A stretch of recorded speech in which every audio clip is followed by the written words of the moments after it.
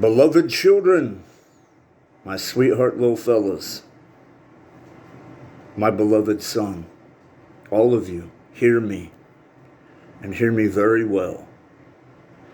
This video is probably the most important thing I've ever done in my life to this point. I'm currently 41 years old, and this will most likely be the most important thing in your existence as well. I'm going to completely explain everything. And as I do, it's going to be very hard for you to follow along. But if you do, you don't get sidetracked by what you feel and what you think. Wow. You cannot believe what you will be or what you'll know at the end of this. I know it might be long, dry, and boring, but pay attention. Because it took me the entirety of my existence to know all these things and know them intimately. I'm going to tell you now what God told me. And I'm going to be very specific. God is only one being. It's not many gods, and it's probably not the God you think. Anybody else who's watching this video, if you're not a part of my bloodline, which this video is being made for, if you're a servant of Jesus or a servant of any other false god, I want you to throw out of your mind and out of your existence and out of your life the idea that you know what you're thinking, that you know what is true, what is right. You're right, I'm wrong, all that. Get rid of it now. Make yourself as a blank slate.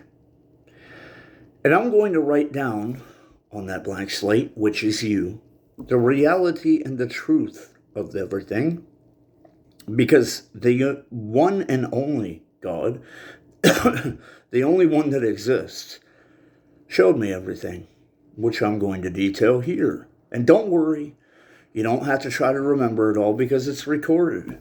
And you can watch this as many times as you'd like until you come to the full compendium of knowledge that is here. This is not the totality of knowledge because that would literally take a 10,000 hour long video. That really would. Even more than that. But this is a brief summary of everything.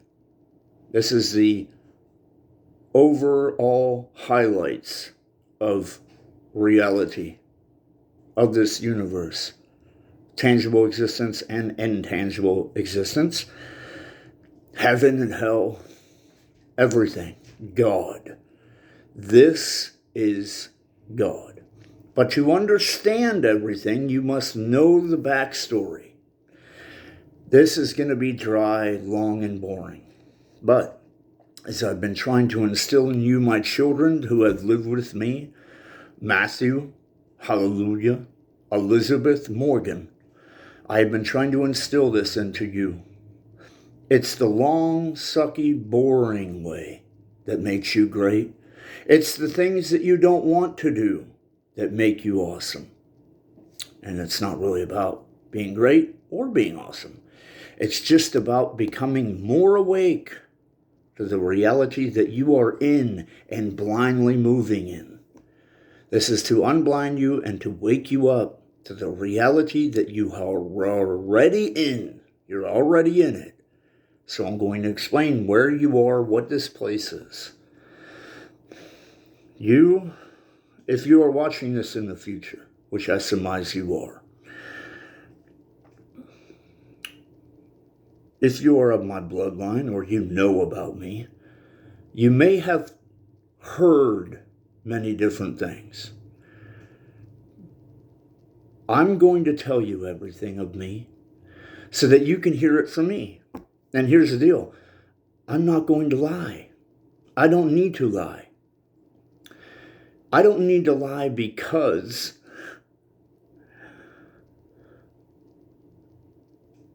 it doesn't matter the because. I'm not going to lie. I don't need to lie. I am very evil and very good at the same time. But I don't need to lie because I surmise I'm near my end here in this realm. And I just want to have a truthful compilation of my existence and to say the reality of things for your betterment, not for me. I am nothing. And listen, everything I'm going to say in this video, it might sound bad, but it's the only way I can really say it, and just understand it's not bad. It's not bad. I say it because I love you, and I say it in love. All right, you ready? Here we go. So, to understand where you are in reality now, you have to understand what has happened before this to get you to here, so that you know where you're at. All right? And here's how it works. Just so before we get started, you have to understand the parameters of this discussion. This discussion is this. I have taken a long time to struggle within myself to fully admit this, okay? Because I did not want to. There is a membrane, like the way there is a hymen with a woman that makes her from virgin to not virgin. There is a certain thing within a woman that makes her from birth, from before a mother to a mother. There's like a membrane that needs to be broken. And while you're leading up to this wall that's in front of you, it's a wall. I don't want to go past this point because then I'm crazy. I'm not actually in reality. I'm thinking craziness that is not real. But if you can break through that very carefully, following the rules of the tangible reality and the intangible reality commingled, if you can follow the rules correctly that are written down in the Holy Bible and nowhere else, if you can follow these rules and pray and not meditate, there is no real meditate, but if you just say, Lord, I'm yours. Whatever you have for me, I'll follow you. I'll do whatever you say, not what I want. Not what I want. And you're going to understand about you and everything in this video. I know it's going to be long, but listen. This is the only video that will ever matter. This is it. You don't have to go nowhere else. This is the one. All right? Pay really close attention. So there is a membrane where you're like, I don't want to go that far. Because then I step into a whole nother realm. And I don't know if I just want to do what I've always seen. What the system has always showed me. That I'm here, that I'm a man, that there is nothing beyond this. This is reality. Living everyday life. Kissing my woman and playing with my kids and going to work and doing what I do every day. That's where I'm at. And if I start to gain a knowledge that is outside of my system here, that would take me out of this system, people will say, you're crazy, bro. He's, write him off, he's nuts. But that membrane also, that wall, affects everybody around you, everybody that will ever hear of you, everybody. You know what they'll do? You know what happens? I know I might not sound like I'm making sense, but really pay attention because you're going to get to this one day. And you'll face this. And when you do, you can replay this part of the video and you'll understand what I'm saying. There is a system set up. I'm jumping all over the place. There's so much to say. All right. I can't even say that. All right, listen. Boy, I wish I could edit out the last 5 minutes because you're not going to get it. Okay, I'm going to keep going. There is a system. You're not going to understand it now until I explain it later. But time is not linear. It's not. Time is not like a line. That's not how time works. It doesn't matter what you've heard from any movie. Oh, if you go back and you change something in the past, then it creates a separate timeline. That's not how it works. That's not at all what it works. Because unless you are God, or unless you are one of his servants that are allowed to do this, you cannot time travel. Time travel is not a possibility unless God allows you to do it. Because he is the architect of the system. And only the architect can manipulate with the system. And if you were to change something in the past, it doesn't go like a line that causes an effect, like the butterfly effect. The flap of a butterfly's wings, if it's changed in its course, can cause a typhoon across the world, like the ripple effect through time. That's not real. That's not how time works. Time is a story, and a story is not in a line. It's not like this. This is not the timeline. Time is like this. It's all compiled onto one. It's broken into sections. Let me catch my breath. Listen. Your capsule, each section, is a day. A day. And you are compiled of days. They don't go in a line that are one attached to the other. They're segmented, they're broke off, and they're in their own area. But they are stacked on top of each other, like this. And they are their own capsule of time. If you wanted to leave this day and go to a day in the past or a day in the future, you can't. You simply can't.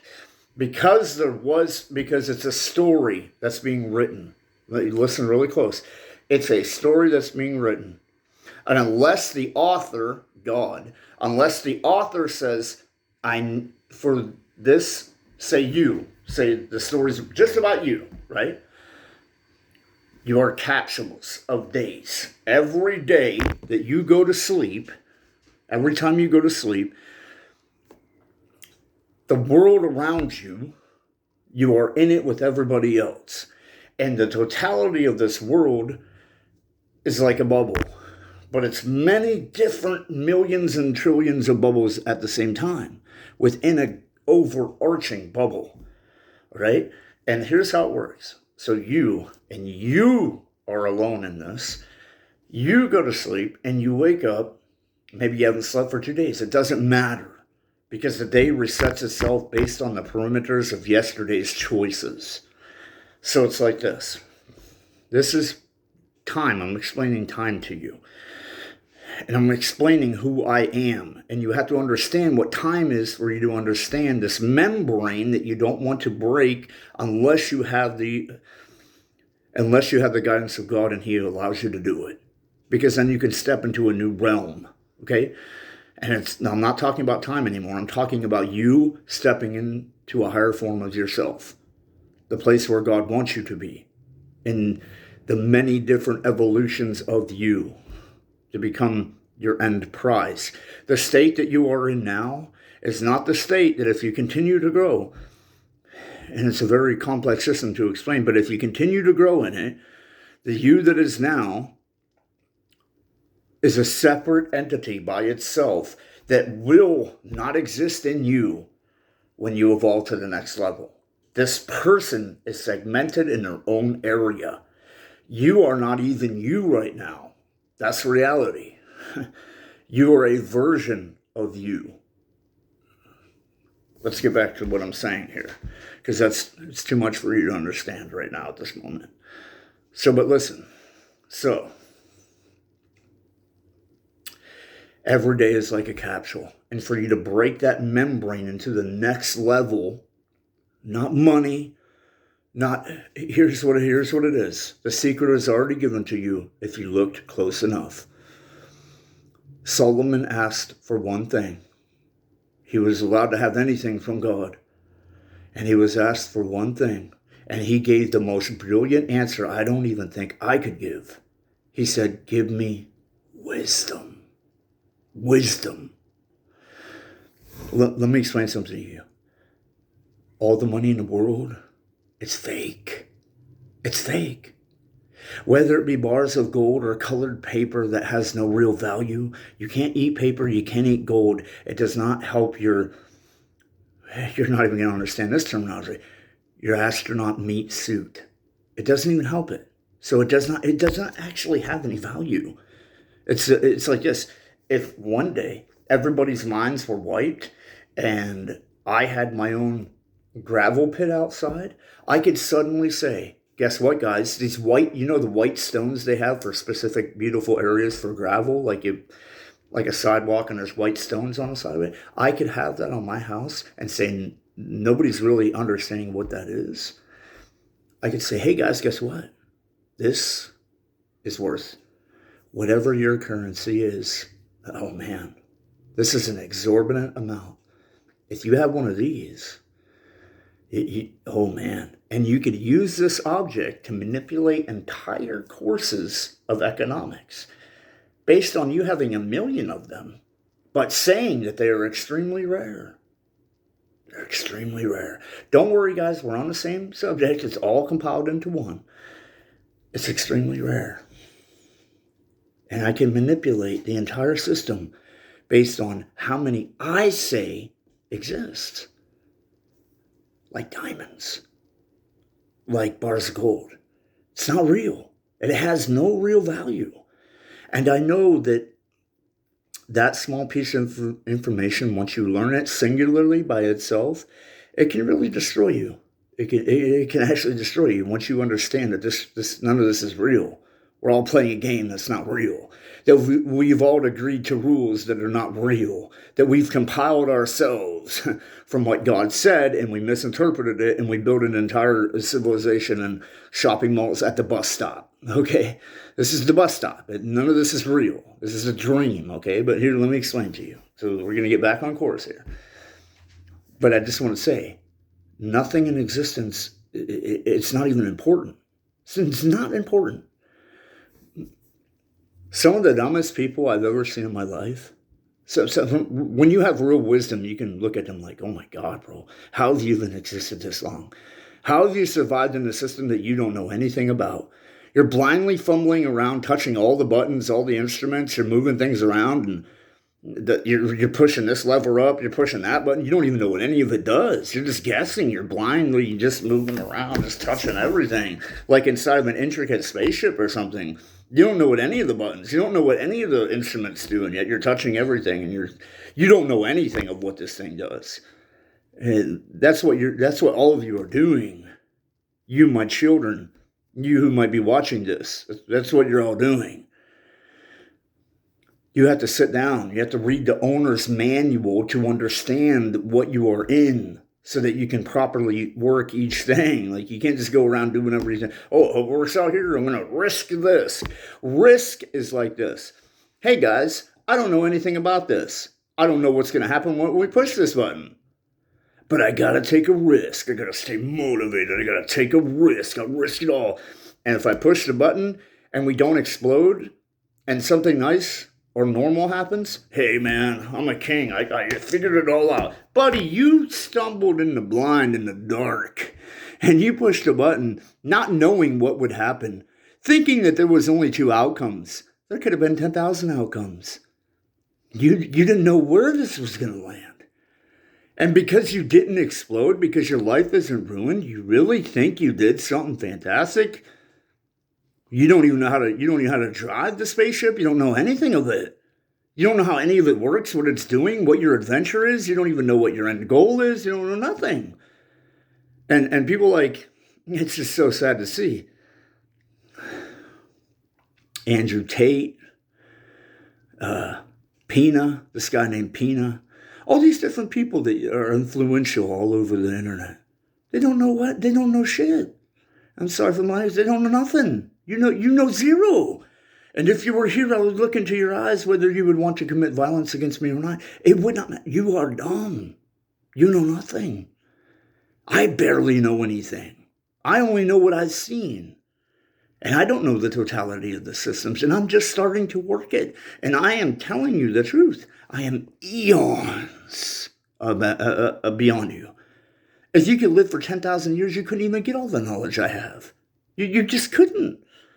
Not because I gained it, not because I'm awesome. I am nothing. I am a meat suit. I just listen to the one who does know everything. And he told me everything. And he showed me everything. He's like, this is how it actually works. I'm the architect, and this is how it works.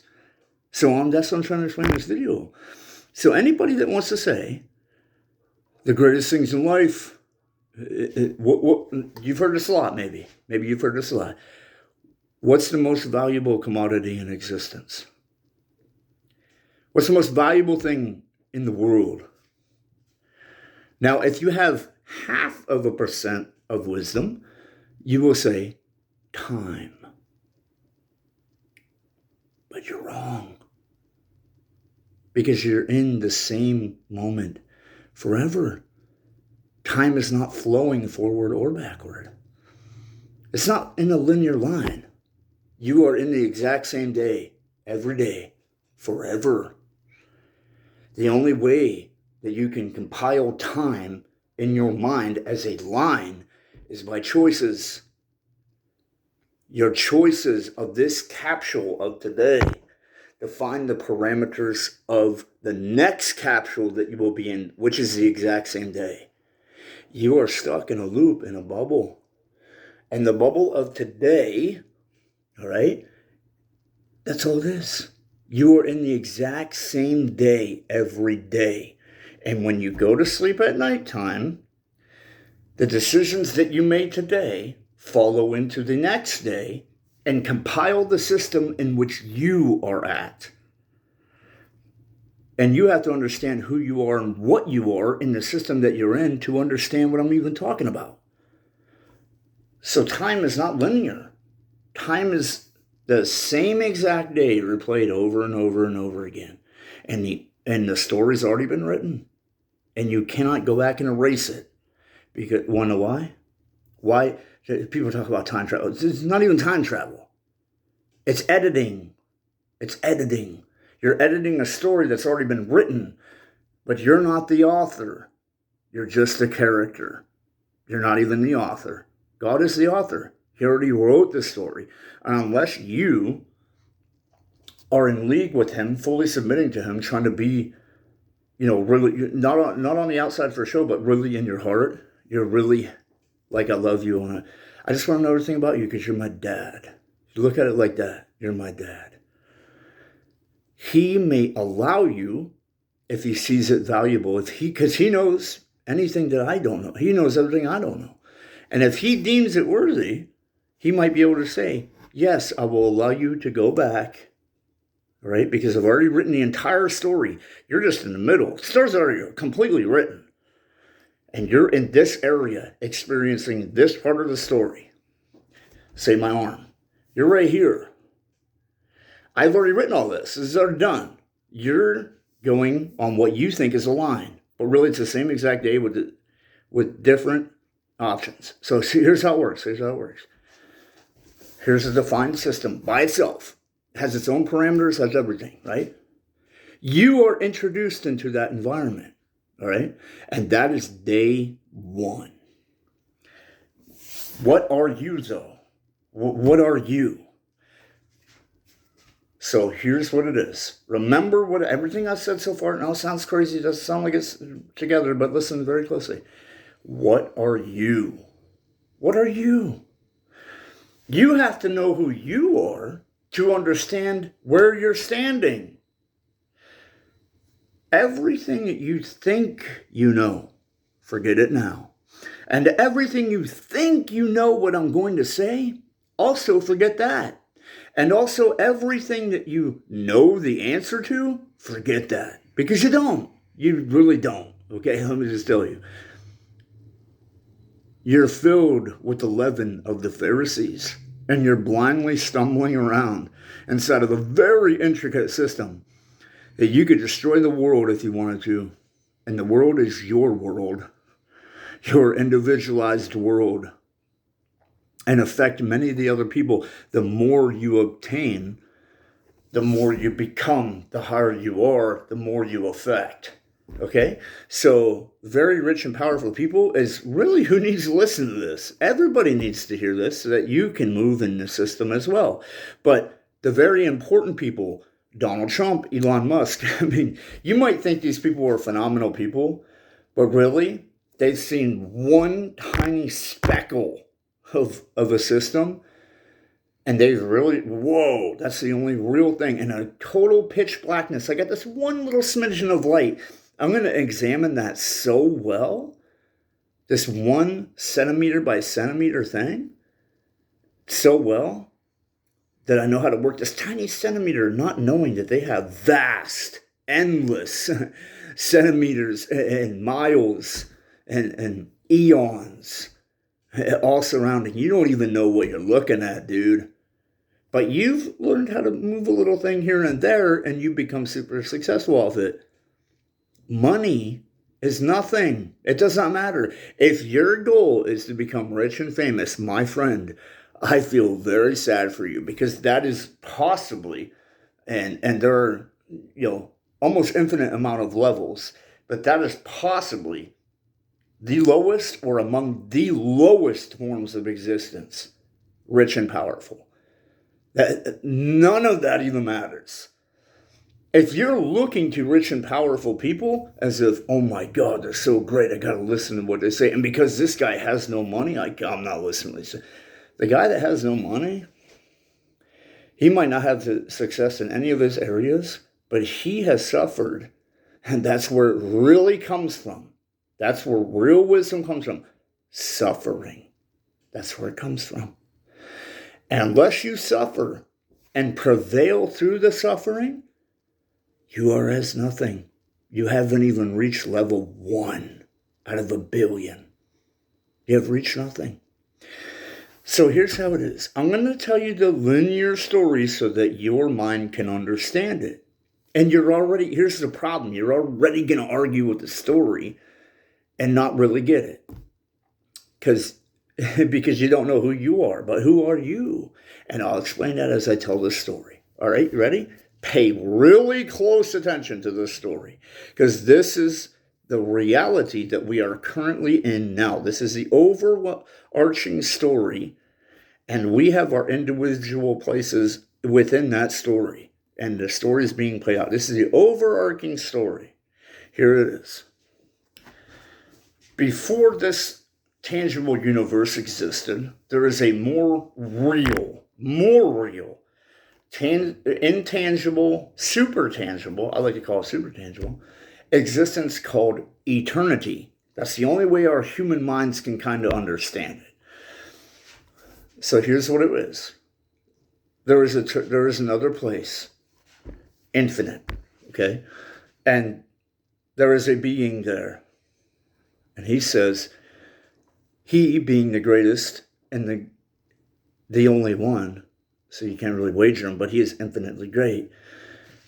He is eternity, okay? He says to himself, in all of the things, intangible and tangible, the greatest thing is love. Love.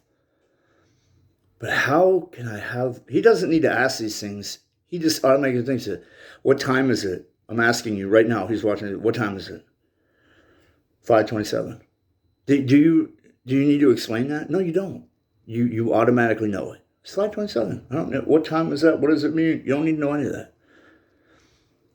Does breathing air? It's great, right? Because you continue to exist. Oh, great, I'm existing. Do you need to think about that? Why it needs to happen? Why it's the best thing? You don't. You just automatically know. He doesn't need to question any of these things. The way I'm talking about it is so that your very finite, very stupid mind can try to understand what's being said. Okay? So play along, listen close. You are a newborn infant that doesn't know anything. Already? And I'm not saying that in a bad way. I'm saying it because I love you, because I was you. And I'm not much greater than you. I'm not much more further ahead. I have eons to go, but I am already eons above every other human upon the planet. There is nobody other than me. This is what I wanted to say from the beginning. I am a prophet. And it doesn't work the way you think. It's not a prophet. Like, oh, you can tell the future. That's not how it works at all, dude. And the people that do the clairvoyance to try to tell what's going on in your life. Oh, tell me about the stars, astrology. Oh, that's fake. None of that is real. None of that is real. That's an echo effect. That's like an echo effect. Like, how do I say it so you can understand it? There is an echostatic effect within the beginning of the universe that scientists think that they can hear that talks about the beginning of the universe. It's not the beginning of the universe, okay? It's an echo effect of what you thought you heard. That the real power that's there that you think happened a long time ago happened the same day that you're existing right now. Happened right now, just in its own segmented area, okay? And you're hearing the echo effect of that, which is in the same moment that you're existing right now. And you're not going to understand that because you don't really understand what time is. You don't really understand anything. And I'm talking about things on a level you will never grasp if you do not follow me along the simple things, which I'm trying to explain now. And I'm sorry that this is very overwhelming and it sounds like I'm crazy and all this, but I'll get to the elemental right now. You ready? So I'll just clearly explain it. I'll try my best to clearly explain it. I just want to stop for a second and listen. It's very hard because I am also learning and growing in wisdom. Once you get to a point where like you look at every other mind that has existed and does exist, and I mean, it's kind of alarming how we just went from 6 billion people on the earth. We were just saying that like a couple years ago to now all of a sudden it's 8 billion. When did we skip over 7? As a comical humative joke. I'm just, as a human, I'm just saying that. Just sounds funny. But we're at 8 billion. And we're talking the multitudes of 10. Multitudes of tens of billions that have ever existed and do exist. None of them know what I know. Not even Solomon.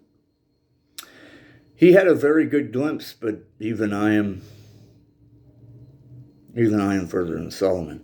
And once you get to a reach at a height like that, and you try to explain a very simple thing, it's like this. How could I explain it to you? It's like Albert Einstein trying to explain simple math to a kindergartner, knowing how simple it is, yet how it is absolutely tied to everything else within mathematics and other areas that has nothing to do with mathematics. It's a very complex thing. And it is really difficult, actually, to be able to teach you the very simple thing without having all the other things that are connected to it implode in on it. It's a very detailed thing. So what I'm going to try to do it right now. You ready? It sounds like I've been talking for 33 minutes for no reason, but no. Remember everything I've said so far because you will understand it all. Because I'm going to put it linear. Because that's the best way the human mind kind of understands things, is linear. So here we go. You ready? Here we go. So we're going to go in your version that doesn't exist of a timeline, okay? Because that's not even time. But this is how you, in this current system, how everybody sees it as a line. This happened, then this happened, this happened. Okay, so we're going to do it like that. That's how kind of the Creator wants it to be seen anyway, so that you do not become malevolent, understanding the true wisdom of God, and because you are infected by sin, you don't even know really what sin is, okay? You might think you do, but you don't, okay? And you're going to understand that as I talk. I'm going to play it out linear for you. What you think is linear, but doesn't really all exist, because it's not linear. It's singular, and it's all in the same minute. Right now, what's happening right now, Adam and Eve is still existing. Everything about Adam and Eve is still in this moment right now. Abraham, who is by lineage the father of the Ishmaelites, which are the Arabs, and the father of the Jews, which are the Hebrew, and, he's here now. Here now. Just because you can't see him, you don't see the effect of it. It's now, like the echo effect. The way the universe, you think it's so far away. It's not. It's right here in your face. And I'll explain that all the time. But here we go. Here's a linear for a very simplistic mind. And that's not talking down to you. In some cases, I allow myself to be blinded by my humanity to see it the same way you do. and I make mistakes as well. But because I'm a higher knowledge, I don't have to make any of these mistakes. So this is how it works, line, okay? I'm going to tell you a story, and you're going to get it. So just clear out of your mind what you think you know, and the answers you think you that are real, and just get rid of it all, because this is reality. Before God created this universe, and before what you think you know as time began, there was a place called eternity. And I have to go like this, or else your mind won't understand it. Because eternity doesn't have a form. Just like the way outer space doesn't have a form, it's the way air doesn't have a form. It's not like something you can encapsulate. You can't, like the way people have cans of air, canisters of air. It's the dumbest thing you ever heard of. One of the dumbest things. I mean, it's a beautiful elegy, but it's kind of stupid. Because outside of the thing is air. And even if you go into a different environment, guess what, buddy? Even though we don't have this technology to be able to, harness it, there's still air there. Everything that exists in this moment where you are in this environment exists everywhere else. We just are not having the technology by our meat suits. We're not allowed to have that and to go into that, because that's not what the author, the creator, the architect, God wants to happen. He wants you to be on this path, learning this thing. So here we go. Eternity. There's a place called eternity, okay? And in this place is single, by himself, God. What you know as God. He is God. He has a form, though he is a spirit. And you don't know what a spirit is yet. It's not a ghost or something. A spirit is something that I'm not going to tell you about, because I really don't want to frighten you.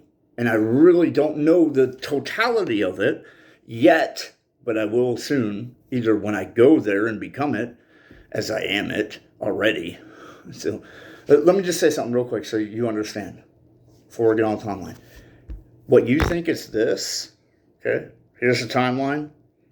It's not. It's all compiled. It's already done. It's so flat, it cannot be indistinguished from each other. What happened, what you think is 1,000 years ago, what happened 1,000 years ago, is compiled to what happens next month. It's all exactly the same time. It's so small you cannot divide it. Here we go. Ready? I just wanted you to understand that fact. Time is not linear.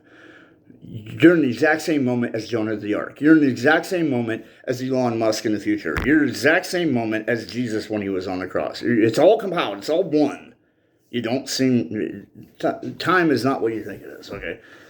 We have a very extremely rudimentary, but it's also wrong, rudimentary understanding of what time is. I know what time is, but it's very hard for me to get it through my meat suit out to your meat suit for you to understand it. So you're, okay, whatever. You'll understand what I'm saying here in a minute. Here we go. There is a place called eternity. And everything I'm saying is reality. And if you don't believe it, that's fine. Stay blinded. Don't care. It's not for me. It's not like, it doesn't matter to me what you believe.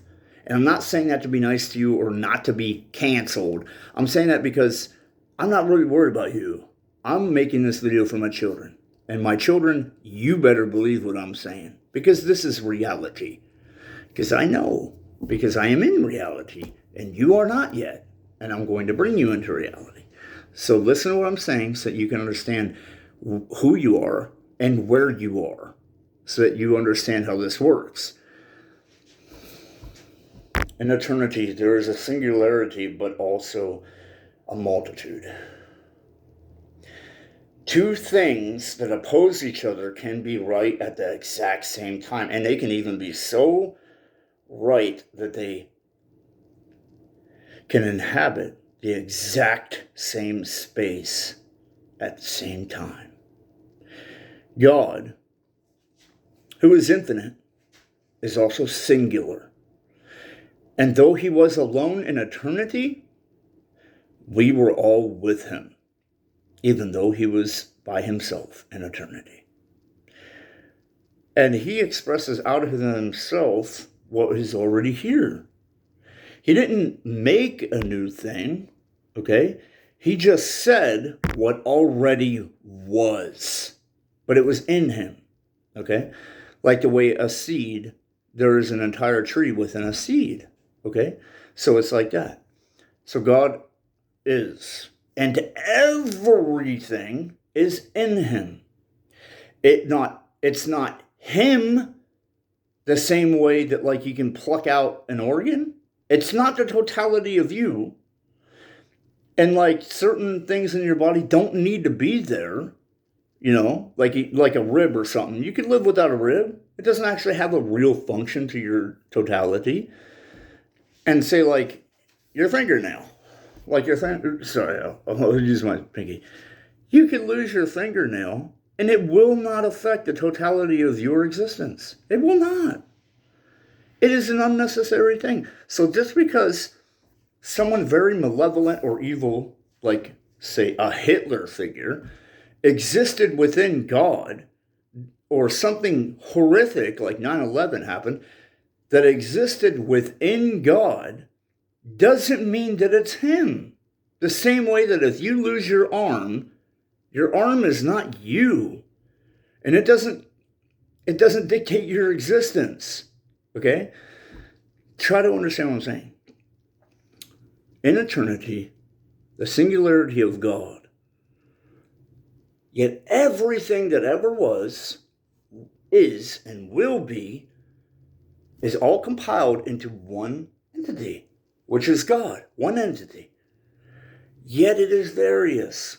Two things being completely different, opposing, can occupy the exact same space as a singularity as well. I know you don't think that that's real, but that is. Okay, it is. All right. Have you ever seen quantum mechanics, how the lights? This is very, very rudimentary understanding of it. Quantum, which can, like right now, I've already created teleportation, but I'm not gonna give it out.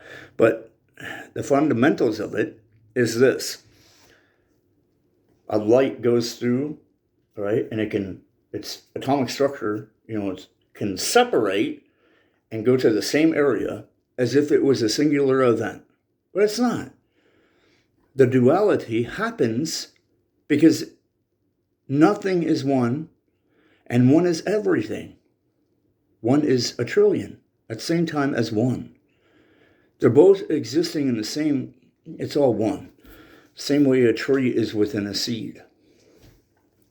So you understand that a little bit, hopefully. And God says, I want love. I am love, but I want to experience something that's in me, on the outside of me, detached from me, which is not really detached, but this is the only way to get you to understand it. Something outside of me that by adversity and its own little bubble, adversity through doubt, through fear, through everything that can be thrown at it, will it still choose to love me? Will it still choose me and to love me no matter what's thrown at it? Absolute loyalty, absolute love. No matter how bad it gets, you still choose me. That's what he wanted. So, to begin this, as like if it's a timeline, but it's really not. It's all one. Like this, I'll try to explain it to you. Have you ever had a moment where you had an idea like this? Like, in 1 second this can happen. For an inventor like me, I used to be an inventor. I'm far beyond an inventor now because I don't want to change the system that's already been written. But because I can. I don't want to mess with the totality of tangible existence, but you have an idea. The light bulb, the refrigerator. That person didn't have to get to point to point to point to point to get to the end result. It wasn't like a long time span. You instantly know the answer. Instantly. When I created, I didn't really create it, it was given to me by God. But when God showed me my perpetual energy machine, which is one of dozens of my inventions, I did not need to know it.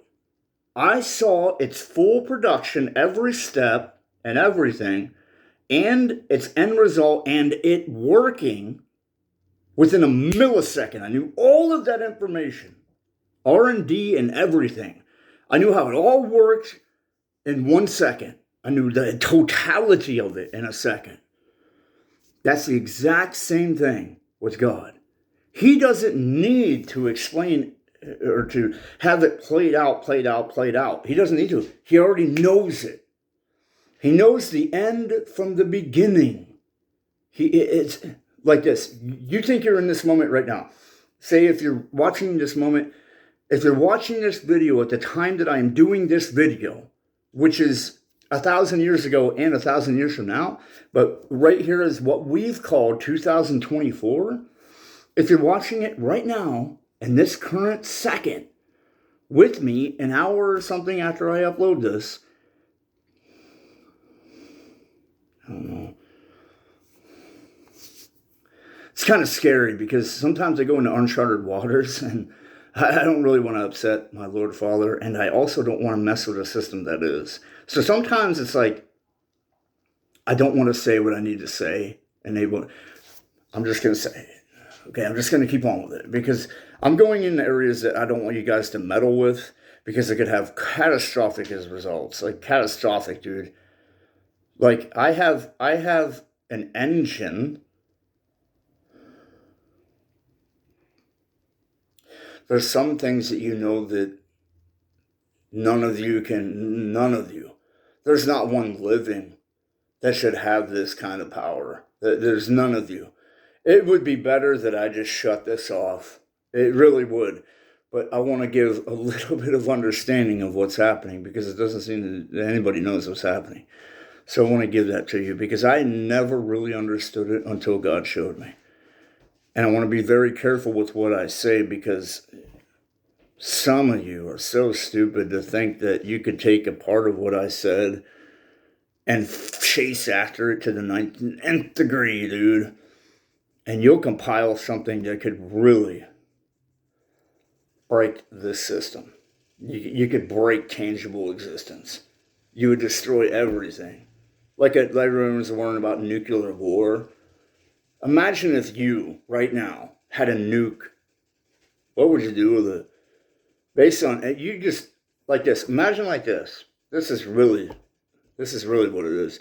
Imagine that you have something that's 1,000,000 times more powerful than a nuclear bomb. And I had it. Right now I have it. I literally right now have it. But what if I gave you the schematics? What if I said exactly how to do it? I do not know what's out there, who's out there that could handle this responsibility. It would be better that I be put to death than I'm saying that of myself. It would be better that, dude, than anybody knows what I know. That's how powerful and scary this is. That you could unravel the very existence. You could unravel it, dude. A catastrophic event that would have a domino effect that would really untangle the fundamentals of tangible reality into nothingness. And everything would dissipate like the way you pop a bubble on a cellular level. Every single little thing. I had an engine once which I could harness a certain type of energy that I'm not going to say. But within 10,000 years, if the Lord tarries, which he's not going to, you wouldn't even be able to do it. But if used improperly, this engine, it could end the entire universe as like what we know. Like the same way that you have a match in your hand, but say the entire world is covered in gasoline If you use that match wrongly and it touches any other thing, you could ignite the entirety of the world will be on fire. Now imagine that the size of the universe. I have R&D'd in my head an engine that could wipe out the entire universe. If used improperly, the engine could be turned into a weapon, or some idiot tried to function with it. That's what we're in now. That's another type of thing that I'm trying to explain to you now, is that we are in a system that, just look at your life. You can see the results of it. You are a blind, stupid person. You are mentally retarded and blind and lied to and manipulating your own self into believing certain things. That you are so blind and dumb that you are like a mummy come to life, like a stupid tree come to life, touching very intimate, finely tuned things. That if you mess with them, even touch them, dude, you could have cataclysmic results that will have an echo effect that would damage other systems around you. That's what I'm trying to get you to understand. So try to wake up to the reality of who you are, what you are, where you are, and how to be careful here. Because you, a single person, maybe I shouldn't even make this video, dude. I have this knowledge because the Lord made me in such a way that I can be trusted, not to engage with anything that would have, like right now, literally right now, I want to say this, and you think this is such a fantastic thing, but this is the most base, smallest thing in existence. If I wanted $1 billion, I could have it. If I want to be rich and fancy and live on a private island and own America, own the entirety of America, and be a king of America, I could do it. I can do it. I have the knowledge of how to work the systems properly to be able to do it. I can do it. By myself. With nobody else and no help. I could do it by myself. I could also cause a World War III. But people stuck to this reality would not be able to grasp it. They would think I'm a terrorist. They would think they'd say all kinds of things. You're a Hitler. Oh my God, you're an evil person. You're a demon possessed. Like all these. Buddy, I know how to do all these things. I choose not to do them. I choose not to do them. And I'm the only one that seems to have restraint. Because all you see is the prize before you. What smells good, tastes good, feels good. But if you know that there is something beyond that and that all these things don't even really matter, then none of these things entice you. Money is not real. It doesn't entice me. Sex is not real. It does not entice me. Play a video game. But play a video game. Are you really there? Are you really experiencing it? Is that really you doing all that? No. You are here jobless and alone, womanless. Exactly. You're not that video game character. You're not. You know you're not. You're living a story that does not exist. The same way that you are here now. You're not really here right now. This does not really exist. This is a video game.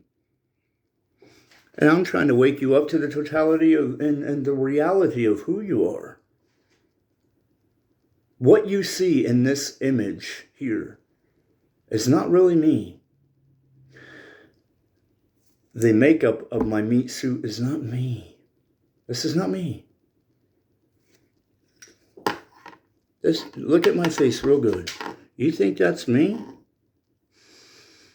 If I lost my nose, or if I lost my arm, or half of my body was cut off, am I still me? Yeah, I am. Even if my whole entire body was taken away, am I still me? Yes, I am. At the very core of everything, that's where you are. You are the core of it. and everything branching out of it, the internals of the inside of the tree, the bark that expands beyond that, which is your meat body suit, the limbs and the branches are your deeds that you have here, that expand out even further from you. Okay? Every story that's being told about you and the story you tell about yourself are the leaves on the tree. Cut it all off. Cut the branches off. Skin the bark off, which is your meat body suit. And inside, you'll find that the tree was always at its core. Inside the seed, which was everything, which is you. All compiled into one. So, eternity and God. And he's there alone, and he is himself God. And he says, I want to be loved. All right? And I want real love.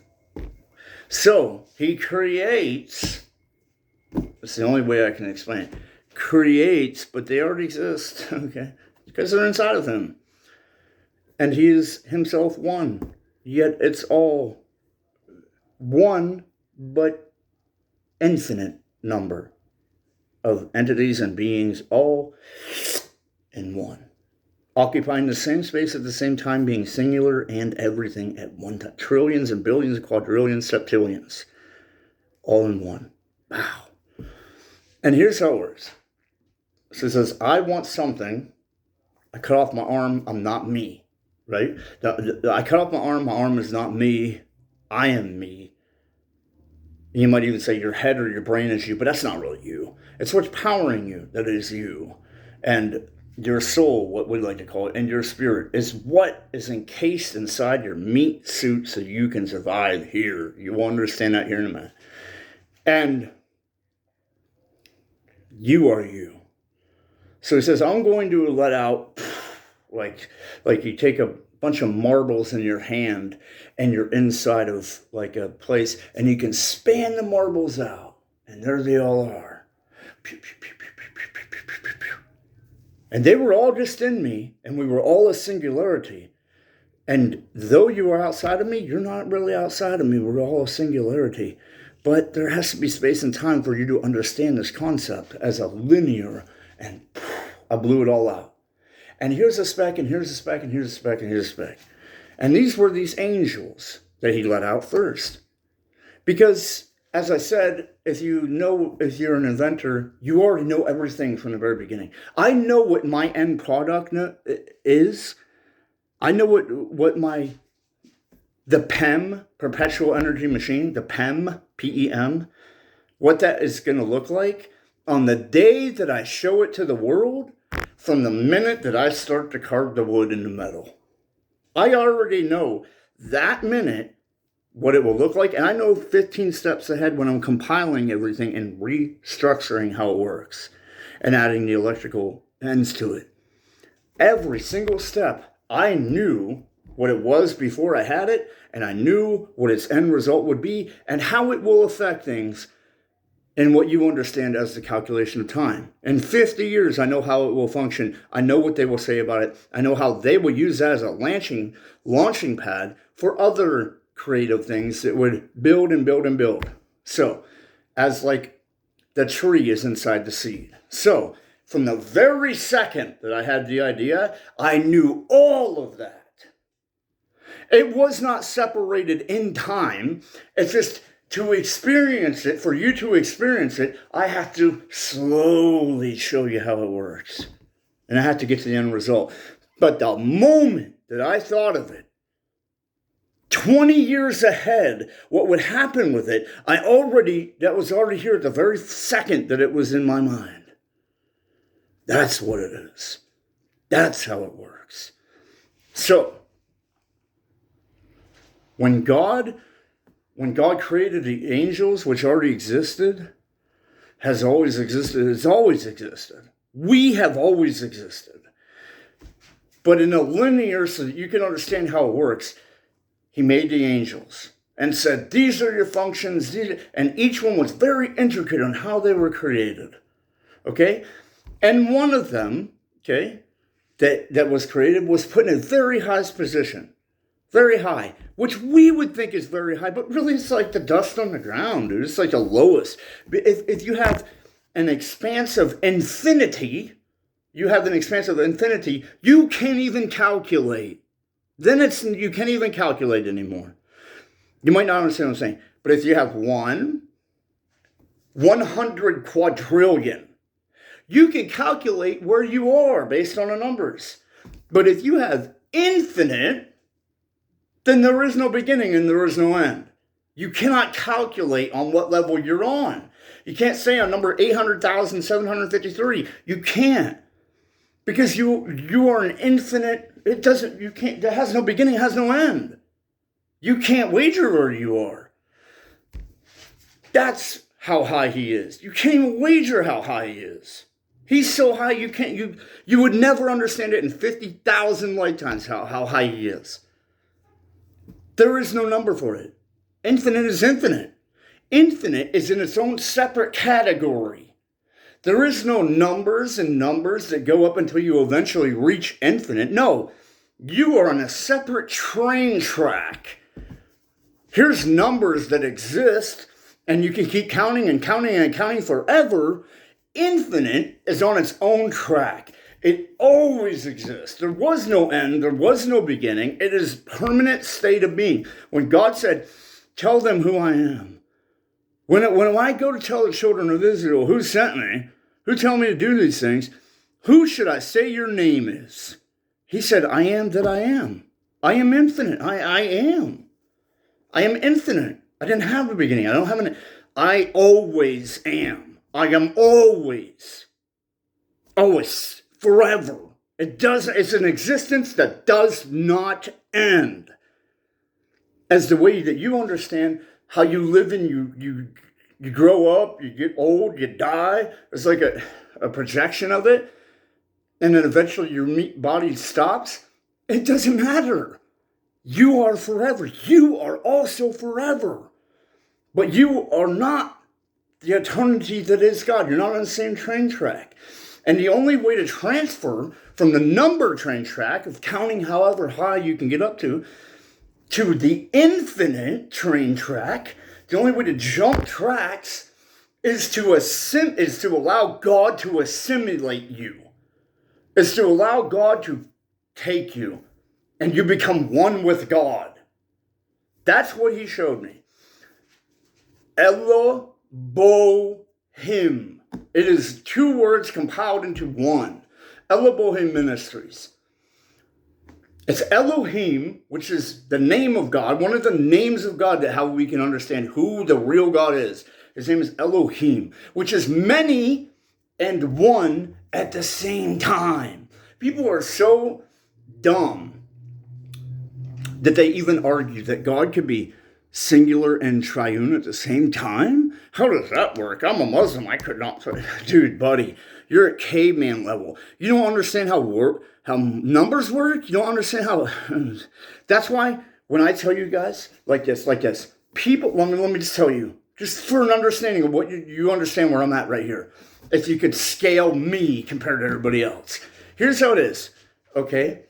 I'm telling you that I can create an engine that could dissipate tangible reality if used improperly. If used properly, it could literally have an infinite amount of power that nobody would ever be poor again. I literally have a system right now to end world hunger that would cost $0. Nothing. It produces its own money.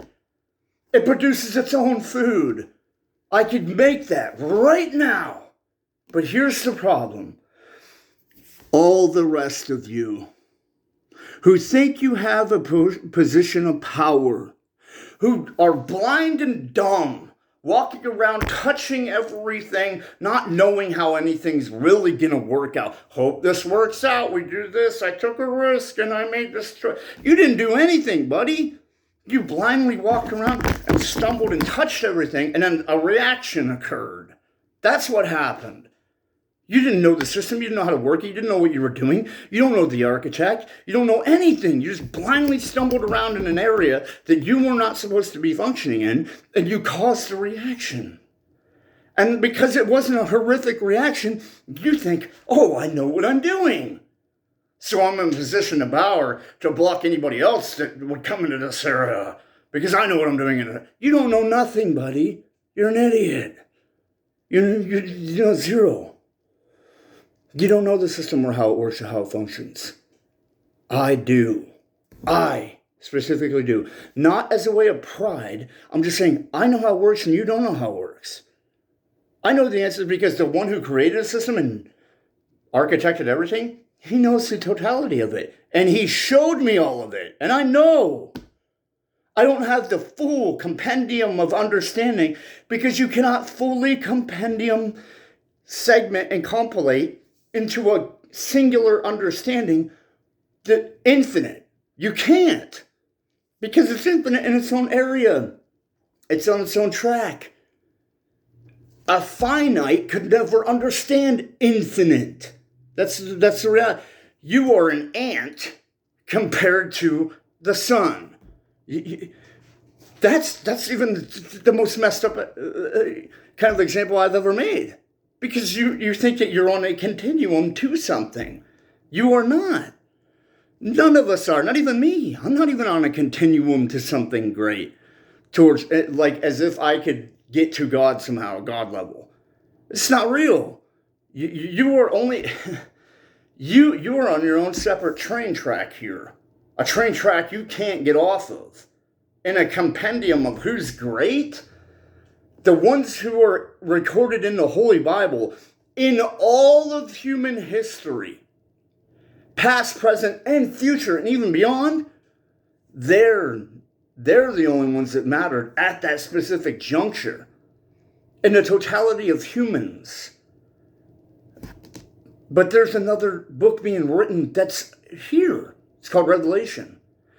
That tells about the end, but there's a very small part at the end of the book of Revelation, in the last chapter, that has such an expanse to it that it infinitely overwhelms the rest of the book.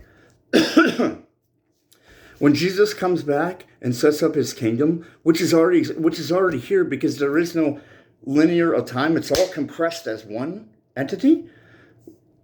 But in our view of moving through this life, when he gets here, when that happens, that event happens, it will wipe out, excuse me, it'll wipe out all of everything that came before it.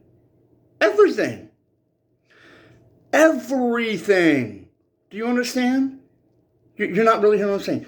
Everything that you do in this lifetime, everything that's happening right now, big in the world, it does not matter. It will never matter.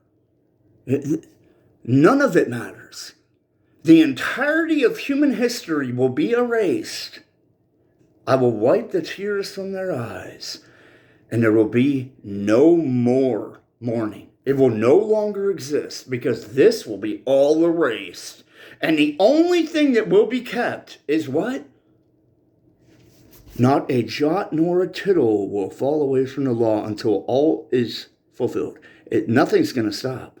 This entire system will continue going until he gets here, which has already happened and it is happening right now.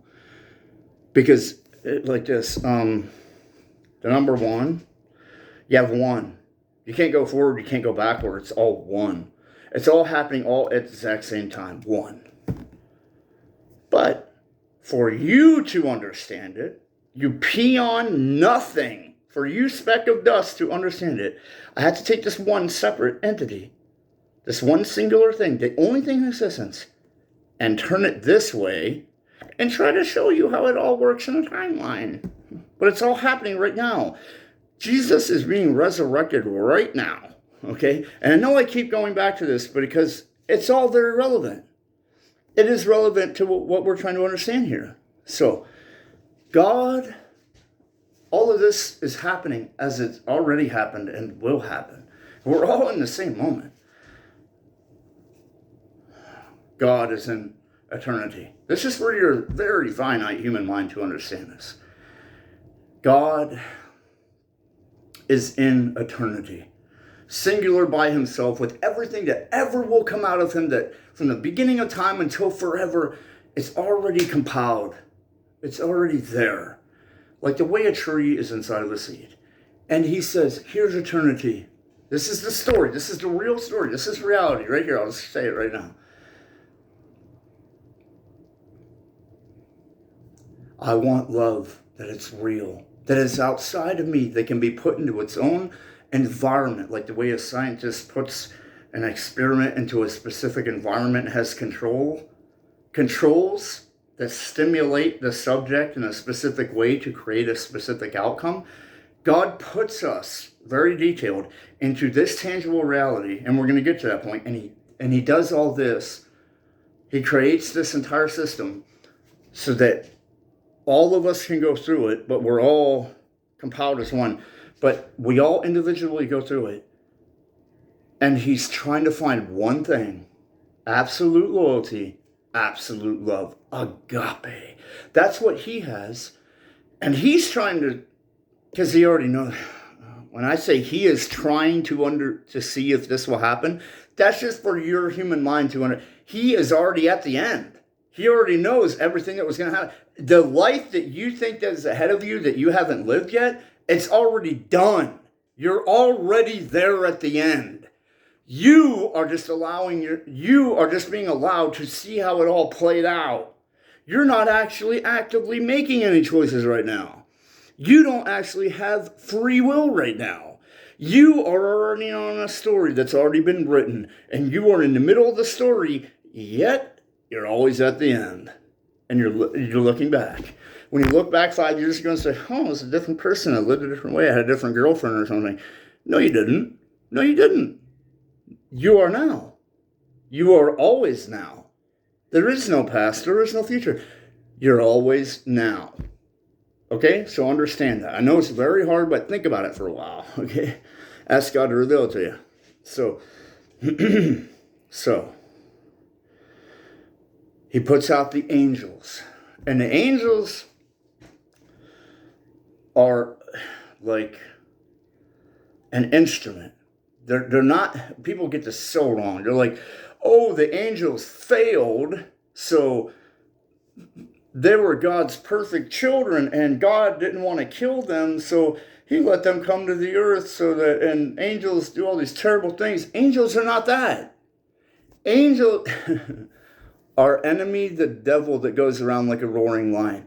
That is an extremely primitive way to see it. These are all tools. When like this. If you took a child into your into Elon Musk's workshop, say you got a chance to go into Elon Musk's workshop where all the tools are and all these scientific gadgets are to build the rocket ship. Right? And it's all in one room, and you have everything there with all the little tiny things that are, oh my God, you don't know what this does. And, well, look at that crazy thing over there. And you're a 3-year-old toddler, and you go in there, and you see a furnace, and you're like, oh my God, it's hot and scary. I don't want to go near that thing. That's crazy. And then you have an object that shoots out electricity or like a taser or something. And you're like, whoa, that's scary. Put this over here. I don't want to be around this. And then you see the beautiful things that cause osmosis and photosynthesis. Like if you could duplicate that within a science lab. And you're like, oh, this is great. It's making the plants grow. Oh, it's working. Oh, this is beautiful. I want to stay around nature. That's what we are. We are retarded 2-year-old children, cavemen that don't understand how any of this stuff works. Of any of this, where we are here in this world, and we're like, oh, the devil, he is super evil and he is super bad, but he is a tool that's being used. Like, say you wanted to build something really fantastic, a permanent structure that could last for 1 billion years, and it would serve an amazing function for humanity. There are certain tools that you would have to use to make that thing work, that if by itself, taken out of that entity, if by itself it was allowed to interact with you, like it touched your skin, it would immediately start decaying you, destroying you, burning you, evaporating your very existence. But if housed within this unit, it is allowed to serve its function, it would not harm you at all. It wouldn't harm because it's in its own confined area. It's doing its thing in its own confined area. It's a tool. It's a part of the process. It cannot harm you unless you go up to it and grab it and start messing with it, and then it can kill you. That's what the devil is. You are touching things that should not be touched. You are messing with things that should not be messed with. Like when you have sex with a girl. It's a system. It's a system. You're interacting with the system incorrectly to cause horrific results. You are hurting yourself and others using a tool that you were never meant to use. Unless you use it correctly because you understand what the tool is. Sex. Say sex, right? Sex is a tool for procreation and to express a form of love to something, to have a connection.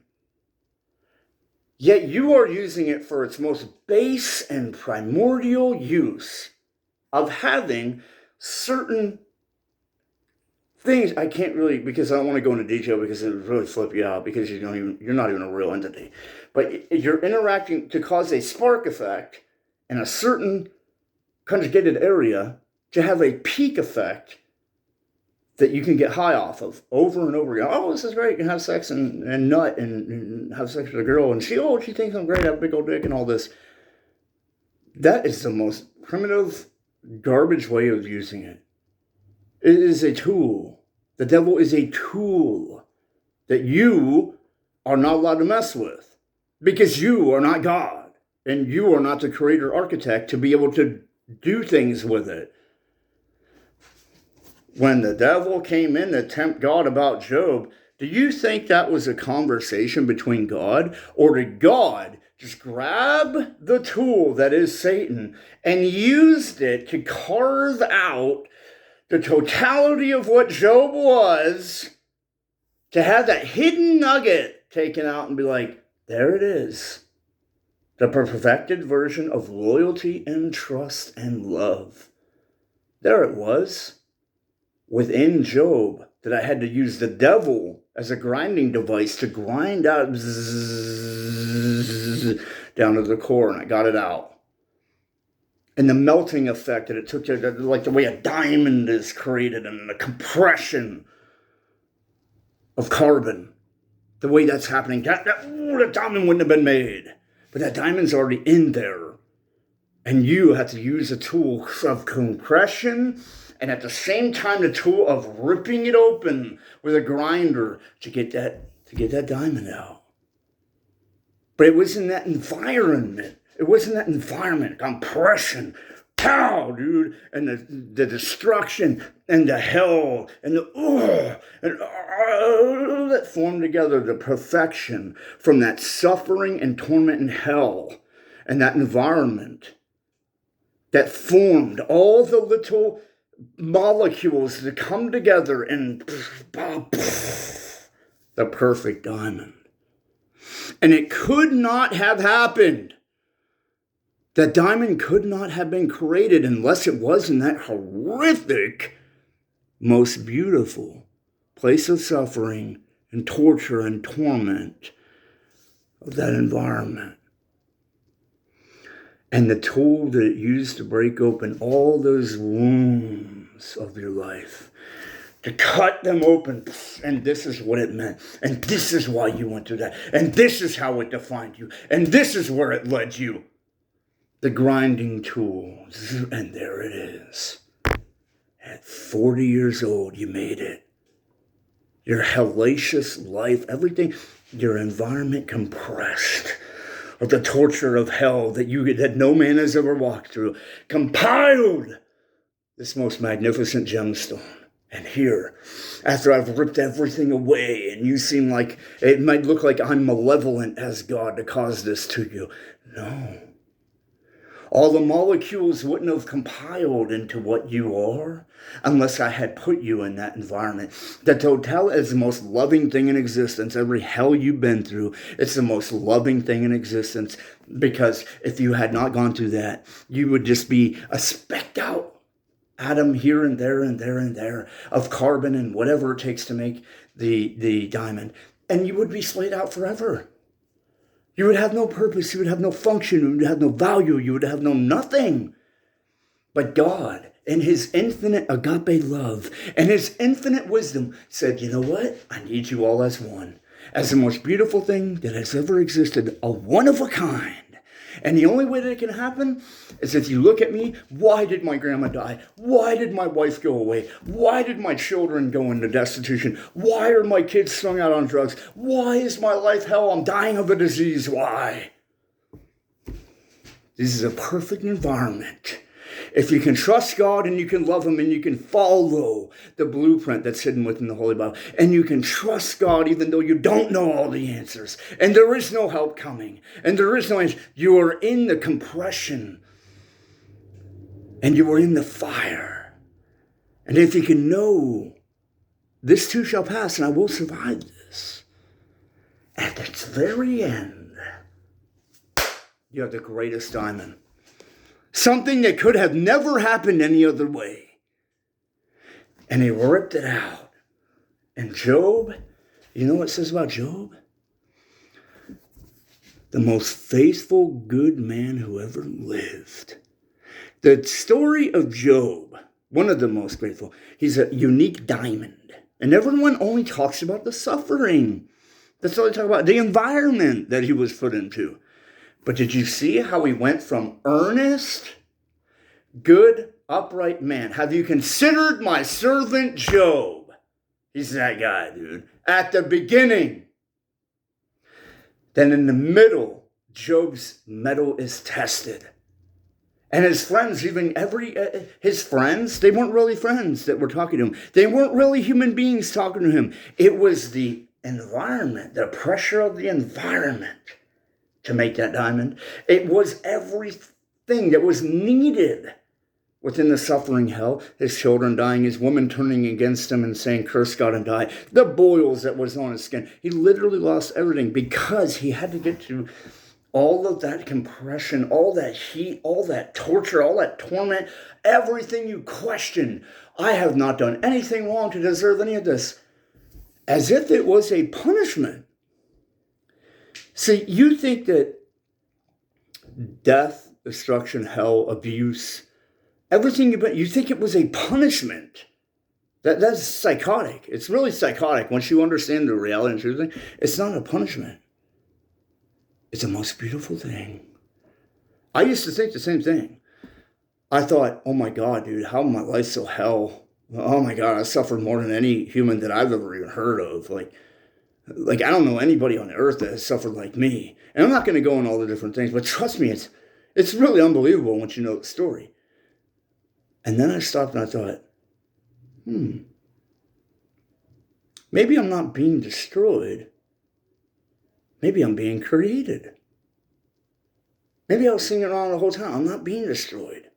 I'm not getting old. I'm not losing everything. I'm in the pressure furnace that's going to create me, create the entity, the diamond jewel on the crown of God. Maybe that's what's happening. And I've been diving into that. I suffered something right now, just like a month ago, that was so unbelievable. It was that any other person on here that would have suffered the same thing, you would have already committed suicide by now. You would have already done it. But it was a building block. It was one of the ingredients needed to make what I am, what I will be, which I've always been, that I already am, that I'm going to become. All as one, yet all spread out so we could understand it. That's what it is. That's why it's happening. It's because God loves you. If God did not love you, fine, be as you are. Be the dirt. Be that speck of sand. Hey, you don't want any problems? Yeah, why did all these things happen to me? Oh, I hate God. He's not even real. He's not even real. I'm just going through hell. The chemical, things that are happening to me. It's all, molecules that got together and decided, make my life hell. And, this existence it's gay and, it's not really good. And there is no God, man. It's none of that. It's just what I can see and touch and smell. And none of this is real. Like all this extra stuff that you think is God. It's not real, buddy. It's not real. That's you trying to rationalize what is happening to you and how everything is the way it is. It's because you are a retarded child caveman that doesn't understand the very extremely complex, never could be understood by humans, complex environment and entity and tools and things that need to happen for certain chemical reactions to happen to cause a new element to exist or to cause that gemstone to be created. You are the building blocks of that gemstone, separated, and you're not combined yet. And you don't have wisdom, and you don't have refined love, and you don't have refined forgiveness that is all compiled and compressed into you to create that very good object that serves a total purpose. You're the rudimentary ingredients. You're the base ingredients. So, if you don't want to believe in God and you don't want to believe that the terrible things that are happening in the world is a very good vacuum to be able to create the way, they say that a galaxy is created and the beauty of the stars are created like that, and such a terrible environment that is literally hell, the way we understand it, fire and brimstone and explosions and molecular craziness. If you're there in your current state, you can exist there. You die in a second. You die in a second. And you'd say, oh my God, it's so terrible. But anybody that's outside of that system, that's looking at that molecule being destroyed and manipulated to become a new thing as a star, then you'd say, it's not so bad because it's not personally affecting you. If you can look at it outside and say, wow, I get it now. That all had to happen for it to be created. You get it. But because I just got to live in my mindset, and I got to use this as a crutch to do drugs and alcohol, and, it'll never get over me, and this is my identity, and like, this is my identity, and I don't really believe in all that stuff. Buddy, you are the base elements. You are the building blocks to something great. And you, at the beginning of the process, or in the middle of the process, anyway along the process, you're thinking these most retarded, ridiculous, outlandish, crazy, psychotic things. That God is not real. That this is not really happening. That all this is just happening on its own. That we need to see it. Oh God, with my eyeballs, I need to see it. How can you see something that's never been done before? How can you reach your full potential that has never existed before? How did they know to make the cell phone 200 years ago? You are somebody that's a base element that leads up to the compendium of the cellular structure that creates an explosion reaction that has the perfect environment to create the mind that created the cell phone. You are very base and primordial. You're in the primordial state, okay? And the only way you get out of that is understanding, I don't know anything. I don't know any of it. And the one who does know it is the architect. And his name is God. And he gave us sort of a blueprint. It's not to everything, but it is to everything. And it's the best, it's the only thing we really need to understand about how this tangible existence works with our meat bodies in this tangible realm is the Holy Bible from Genesis to Revelation. And if we can get that and we let nothing else dissuade us, and we don't believe in any of the other fantasies that is science and all this other stuff, and we believe the truth from the architect who created this entire system, and what you think is bad is not bad, and what you think is good is probably not good. You don't know how any of it works because you are a, retarded 2-year-old, blind, stupid, deaf, half-sleeping, sleepwalking, retarded caveman child. That's what you are. and you think you have a grasp of an answer. You have no answer. You have nothing. You are, as I just explained, what you are. And so you cannot interact with anything, okay? So you need to listen and obey and learn and grow. So any skeptic, here, let me just tell you the answer. There's only one God. It's the God of the Israelites, which is really the God of us all. It's the only way you can know him. Read the entire Holy Bible, which you have not done. And if you say you did it, no, I don't get it. It's because you're retarded and you're blind. All the answers are there. You have it all, okay? This is not the end of the video. I'm just saying, if you're a skeptic, you are given all the answers. And you don't want to accept it because you've been manipulated by your environment, your base singular material, thinking that you know everything. You're nothing. You don't even have all the compilation of your own self. You don't even know what you are, how it works, nothing. So once you get off all that, I mean, the reason why I went on this tangent is because you guys are so like, whoa, so far down and stupid that half the population of existence, even more than half, can't even understand how something that represents itself as one entity can be also representing itself as three entities. Yet they are three and one at the same time. You can't even understand what that is, how that even works. So if you can't even understand that simple thing, buddy, you're so far down in intelligence level, you're not going to understand anything else. If you can't even pass that simple hurdle, it's the beginning. It's like the introduction. You can't even get past that. You will never understand anything. You're never going to get it. The only way you get any of this is by saying, I don't know anything. I don't know how any of it works. But this one that says he's God and his emissary is coming to tell me this is reality and this is what it is, I'm just going to know what they know. You don't even have to believe it. You don't have to believe it. You just know because it is reality. You don't know that the sky's blue. You just have to look up and know it's blue. It's blue. The sun's shining. Is the sun above you and shining? Is the moon above you and shining? Do you have to believe it's there for it to be there? No. It's there because it's there. It's reality. That's reality. Are you seeing me on a device right now? There's nobody in this room. Well, everybody's in this room and nobody's in this room at the same time. But, and past, present, and future, it's all happening at the exact same time. But you are not here. You watching this video, you're not here in the same room. You're not here.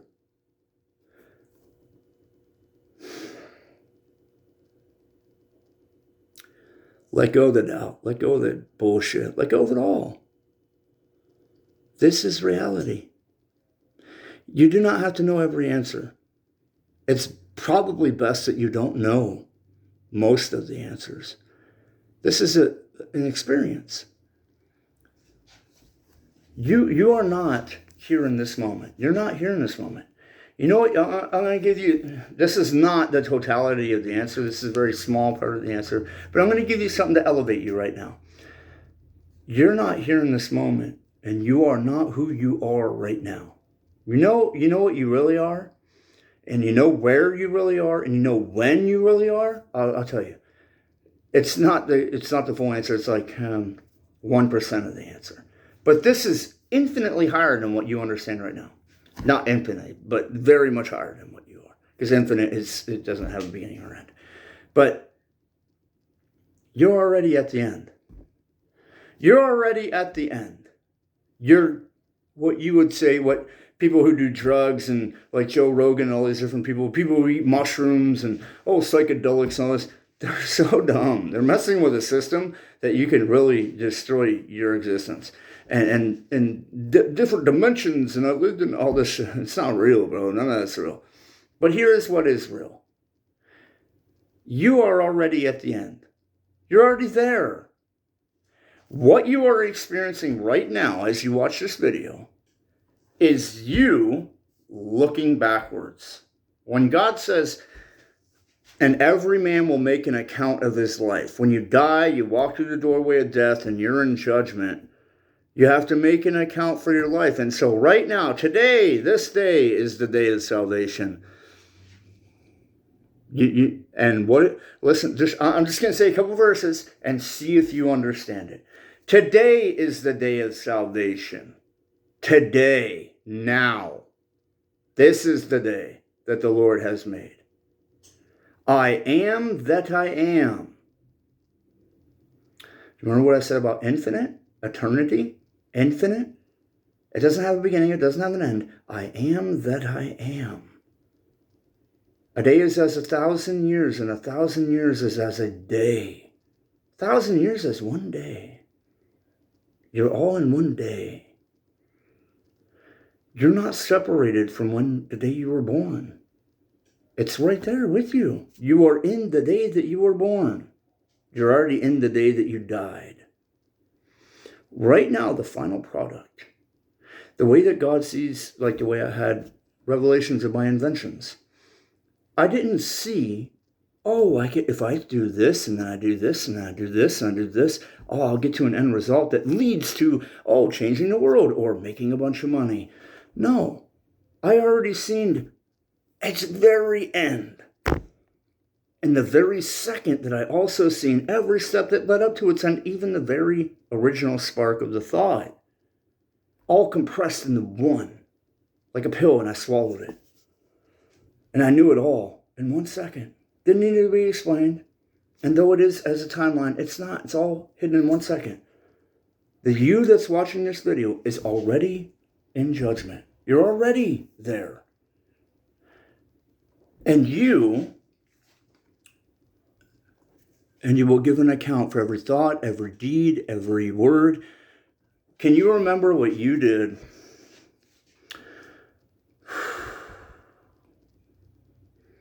I hope this isn't your birthday, but say April 19th, 2008. If this wasn't a significant day for you, just pick an insignificant day.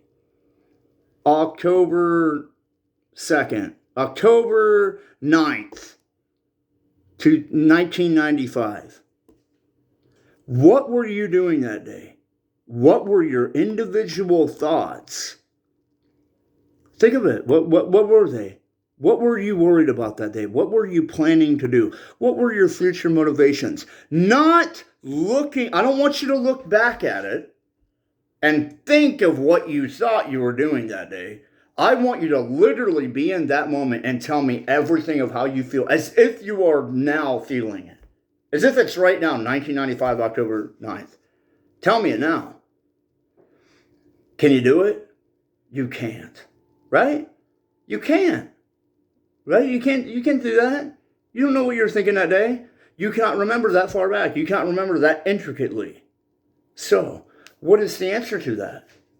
How is it that we're going to be standing in eternity, standing in front of God, and even down to our thought processes, be able to explain everything that was happening? That's because we're already there. What you think you are living right now is a recount of what you've already done. That's what's happening. You're already there at the end. You're recounting what has happened. Everything that you think you've lived so far, you're already lived it. You're already in the same moment as your birth. You're already in the same moment as now. That you are at the end in judgment with God. You're living it out. And this life living it out is what you're recounting to the Lord to either pay to go to hell or to go to heaven by accepting Jesus. And so all of this is wiped out. The entire tape is erased. And all that is left is his word. And what is him forever. And this entire existence is only happening. The things that you think are bad. Oh, my entire family died. Oh, I blew up. Oh, I lost my half leg. I'm dying of cancer. All this is an environment for you to pull out the things that are God. The things that God wanted to see. Perfected love. Perfected forgiveness. This is the moment, at this moment, when all this tragedy happened to you, and you compiled through the compression of time and through the circumstances you were going through. Oh, this is when you became perfected joy. You understood it all in that moment.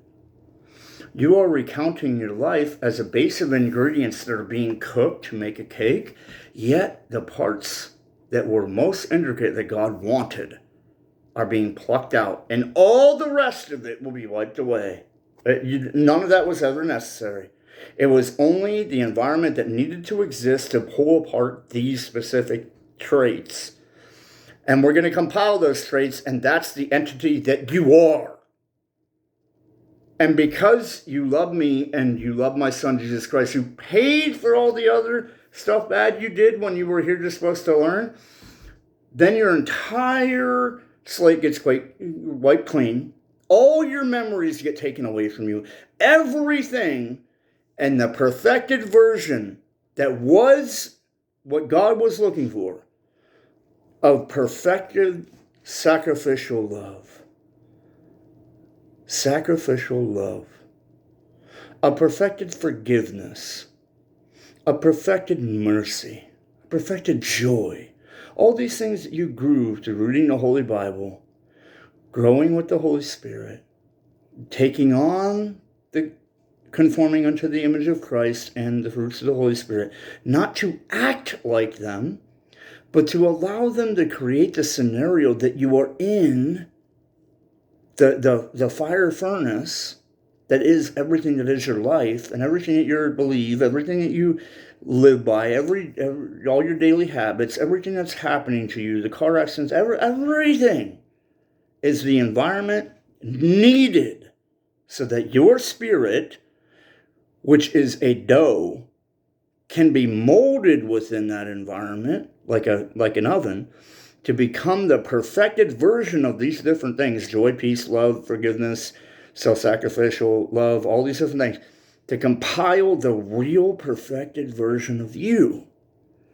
So that at the end, if you believe in Jesus, you did the best you could, following Jesus, doing what you're supposed to do, believing in Jesus and believing in the afterlife and all this stuff, then God compiles those different things that you have become. You didn't learn them. The environment of your life allowed you to become them. And so you became mercy. And he compiles all of them into a singular entity. And he says, this is you. This is you. And now, if you believe in Jesus and your debt gets wiped out of all the other bad stuff that you are and stuff that you did, he wipes the whole thing clean. All the memories are gone. Everything is gone. Except for those perfected things, those attributes that he wanted you to compile to be, that are the molecules that make up the diamond, the singular diamond.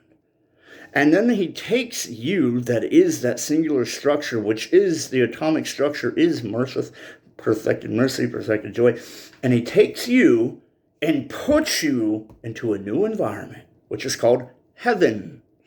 And there you will play an active role as your perfected version state in a new story that has not been started yet.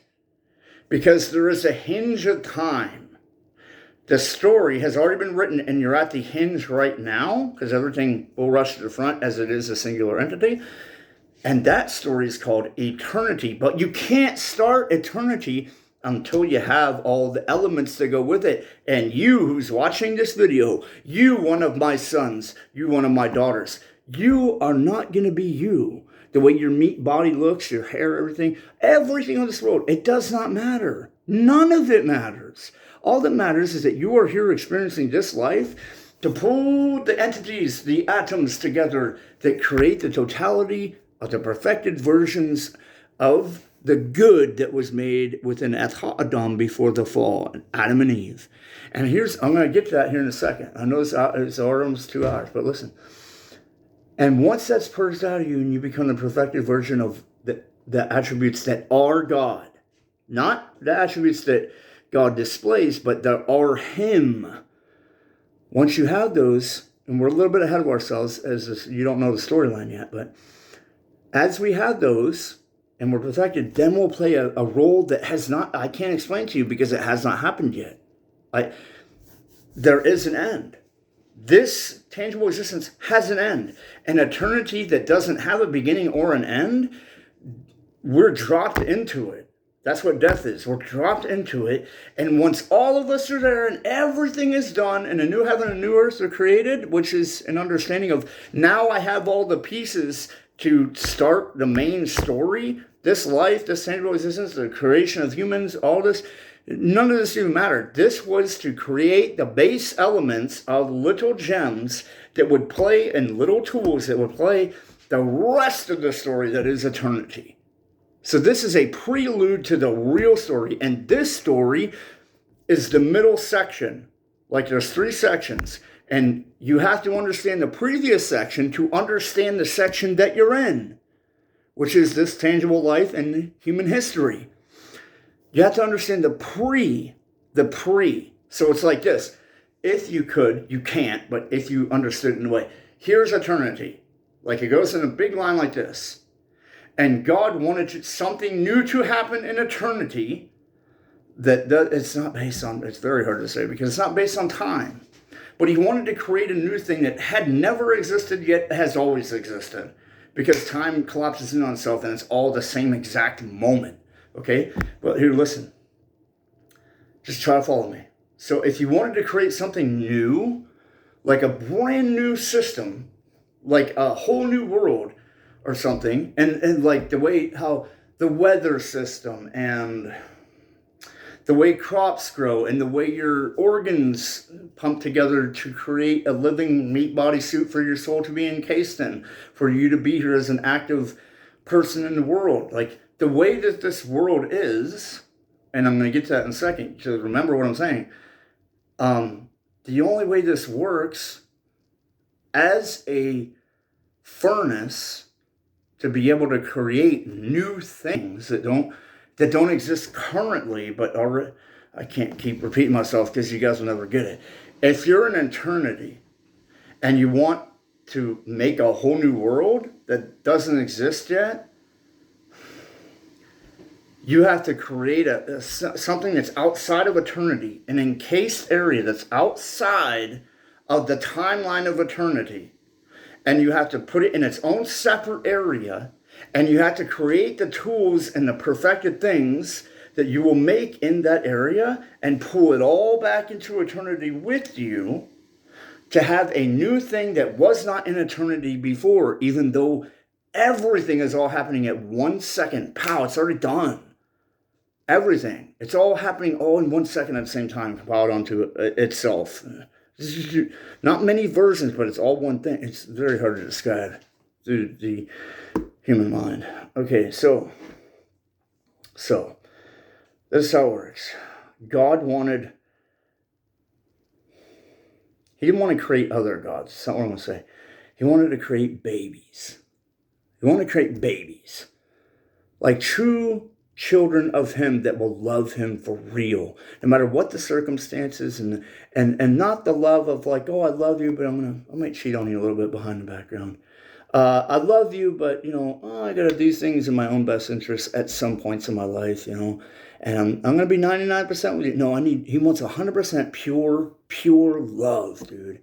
Despite all the circumstances, despite everything that you're going through, despite how you believe, despite what you think, despite how you're going to interact with the specific tragedy that's happening now, everything compiled together, everything that is the intricate parts of your life, despite, Lord, please be with them, despite all of that, you're still going to choose God. And you're still going to love God, no matter what. The perfected version of love for your Father. No matter what happens, I love you. This is a state that cannot be the state of the love I have for you. Nothing can affect it, and it can't even go into it to affect how it can, the quantity of how it can come out. It is infinite, and it is all in one area. I love you infinitely. I love you with the most purest form of love. And I love you forever. Even if you tried to cut me up in little pieces and kill me, rape me, destroy me, set me on fire, kill my children, it doesn't matter. I love you. I love you. And this will never change how much I love you. No matter what you do. And no matter what happens to you to make you some crazed, evil, malevolent person anyway, I will always love you no matter what you are. You're a child molesting freak that eats children and kills babies. I love you. And your human mind could not understand this type of love because you're like, oh my God, he eats babies and you love him? Put that person who eats babies to death. Okay, by laws, you should do that. But in the overarching time of eternity, there is a core attribute. You don't like fire. You wouldn't like to stand inside fire. But fire can be used as a tool. You can't eat uranium. You can't eat mercury and think it's going to be good for you. But mercury is a very specific tool that is necessity. You can't eat acid, like it'll dissolve you and burn everything out of you and your guts will come out of your ass. Like it'll just dissolve right to you, acid. Can't eat laser beams. They'll go straight to you. You can't hold a laser beam in your hand. You can't grab the wind that becomes a tornado that kills you. You can't do these things, but you love it anyway because you need to breathe. Because the same tornado that can kill you is the same tornado that makes you to breathe. It's the same wind. Okay? And that's what's happening. That's what I'm saying. It's very complex what I'm saying, but listen to what I'm saying. It's a beautiful thing by itself. If interacted with wrongly, with the wrong ingredients, it can destroy everything. Like the way you can't put water on certain types of fires because it'll make the fires worse. But in your mind, water on top of fire kills fire. But in certain types of fires, it doesn't. It makes it worse. That's the same thing. Fire we use to cook food. Fire we use to make tools. Fire we use to get up in outer space. Fire we use to do basically everything. If you have fire, it's a really great tool. You can do, countless amounts of things with it, right? Right? But also at the same time, it can kill you. At the same time, you can't eat it. At the same time, you can't go to sleep and hug it as a loved one. You can't do that, right? There's rules to it. And though it be a beautiful thing that can do things, if you misuse it, it will kill you. And the same thing is with the devil. It is a tool that can be used. The devil thinks he's a living entity and he's already dead. He's a tool. He's turned to ashes from within. He's already dead. Okay? Everyone that's in your life, you might think that you love them and they're great. Oh, they're going to help me. I'm going to get some money off. I'm going to get a ride to the store. All this kind of stuff don't matter. Every one of us is a compendium of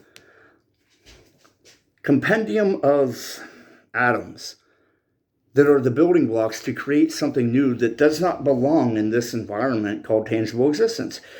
Everything that is happening for a reason. The devil has to exist in this environment called tangible existence. The devil has to be here. Catastrophes happen to you on purpose. They need to happen so you can refine the things that God's looking for, pull them out of you, compress them in. Once you've got them all, compress them into their own single entity, and that's you in heaven. That's you in heaven.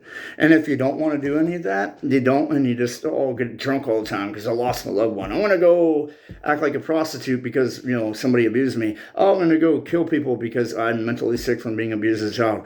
All this stuff.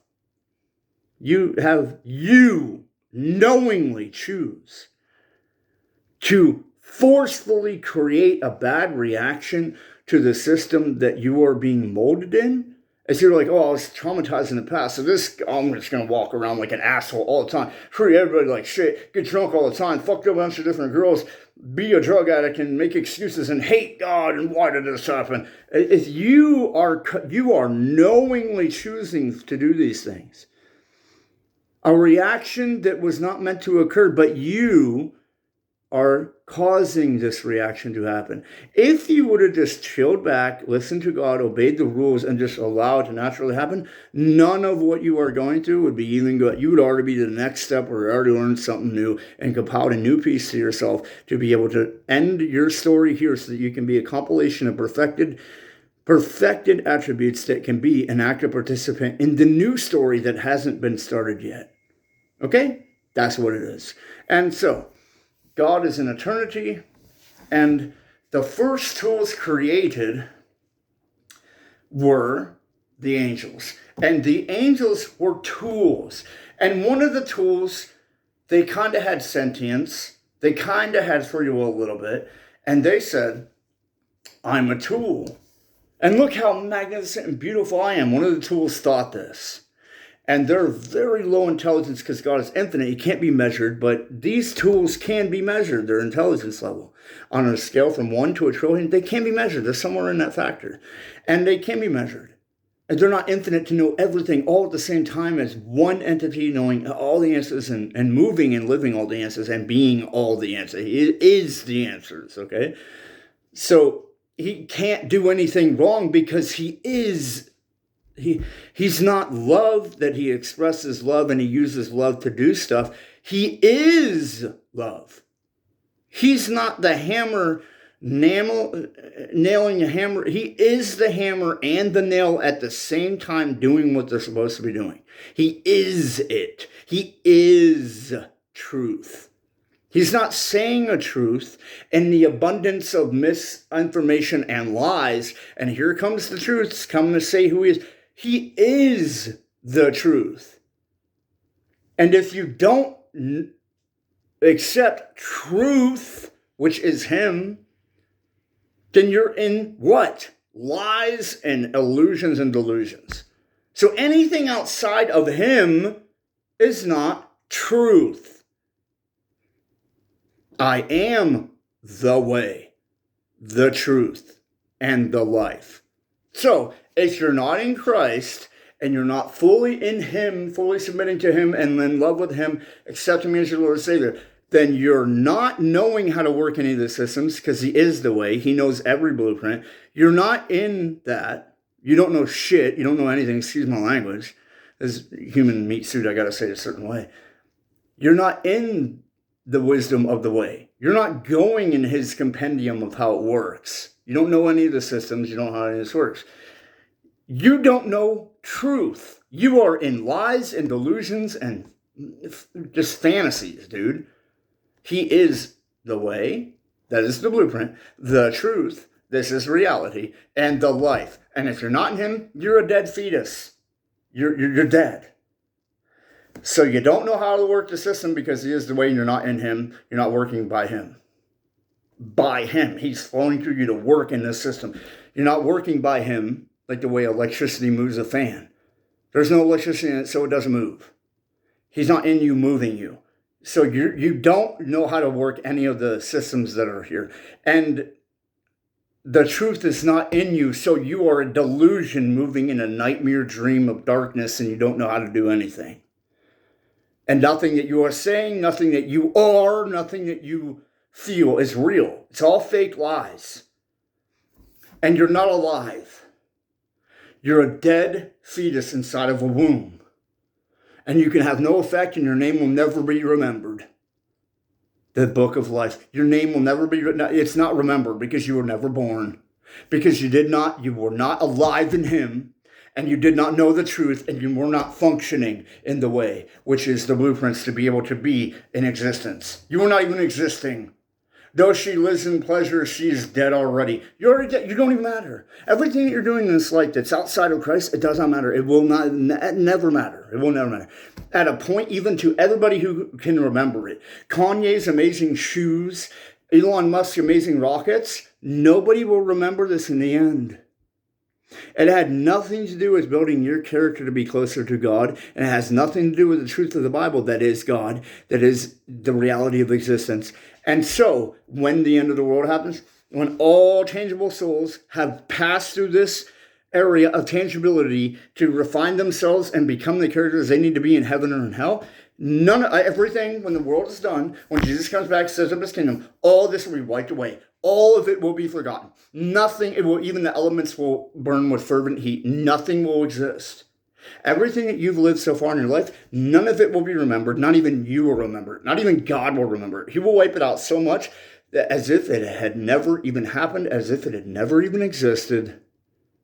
Everything that you're worried about today, my hair, the way my face looks with no teeth, I got to go to the store and get something to eat. None of this even matters. It doesn't matter in the end. It will never be remembered. It's something you feel like you need to do now because you need to continue keeping this meat suit alive as you're continuing to walk in this environment. But in the totality, it doesn't matter. All this will be erased as if it never even happened, if you never even did it. Your name, your legacy, like, it's only by despair that he kind of understands a tiny percentage of this, like a speckle of this. But when the little girl asked Mike Tyson, what about your legacy? He said, what does it matter? I'm going to be dead. Nothing matters. Who gives a shit about legacy? And Achilles or King Herod or John the Baptist or Magellan, all these people lived in the past.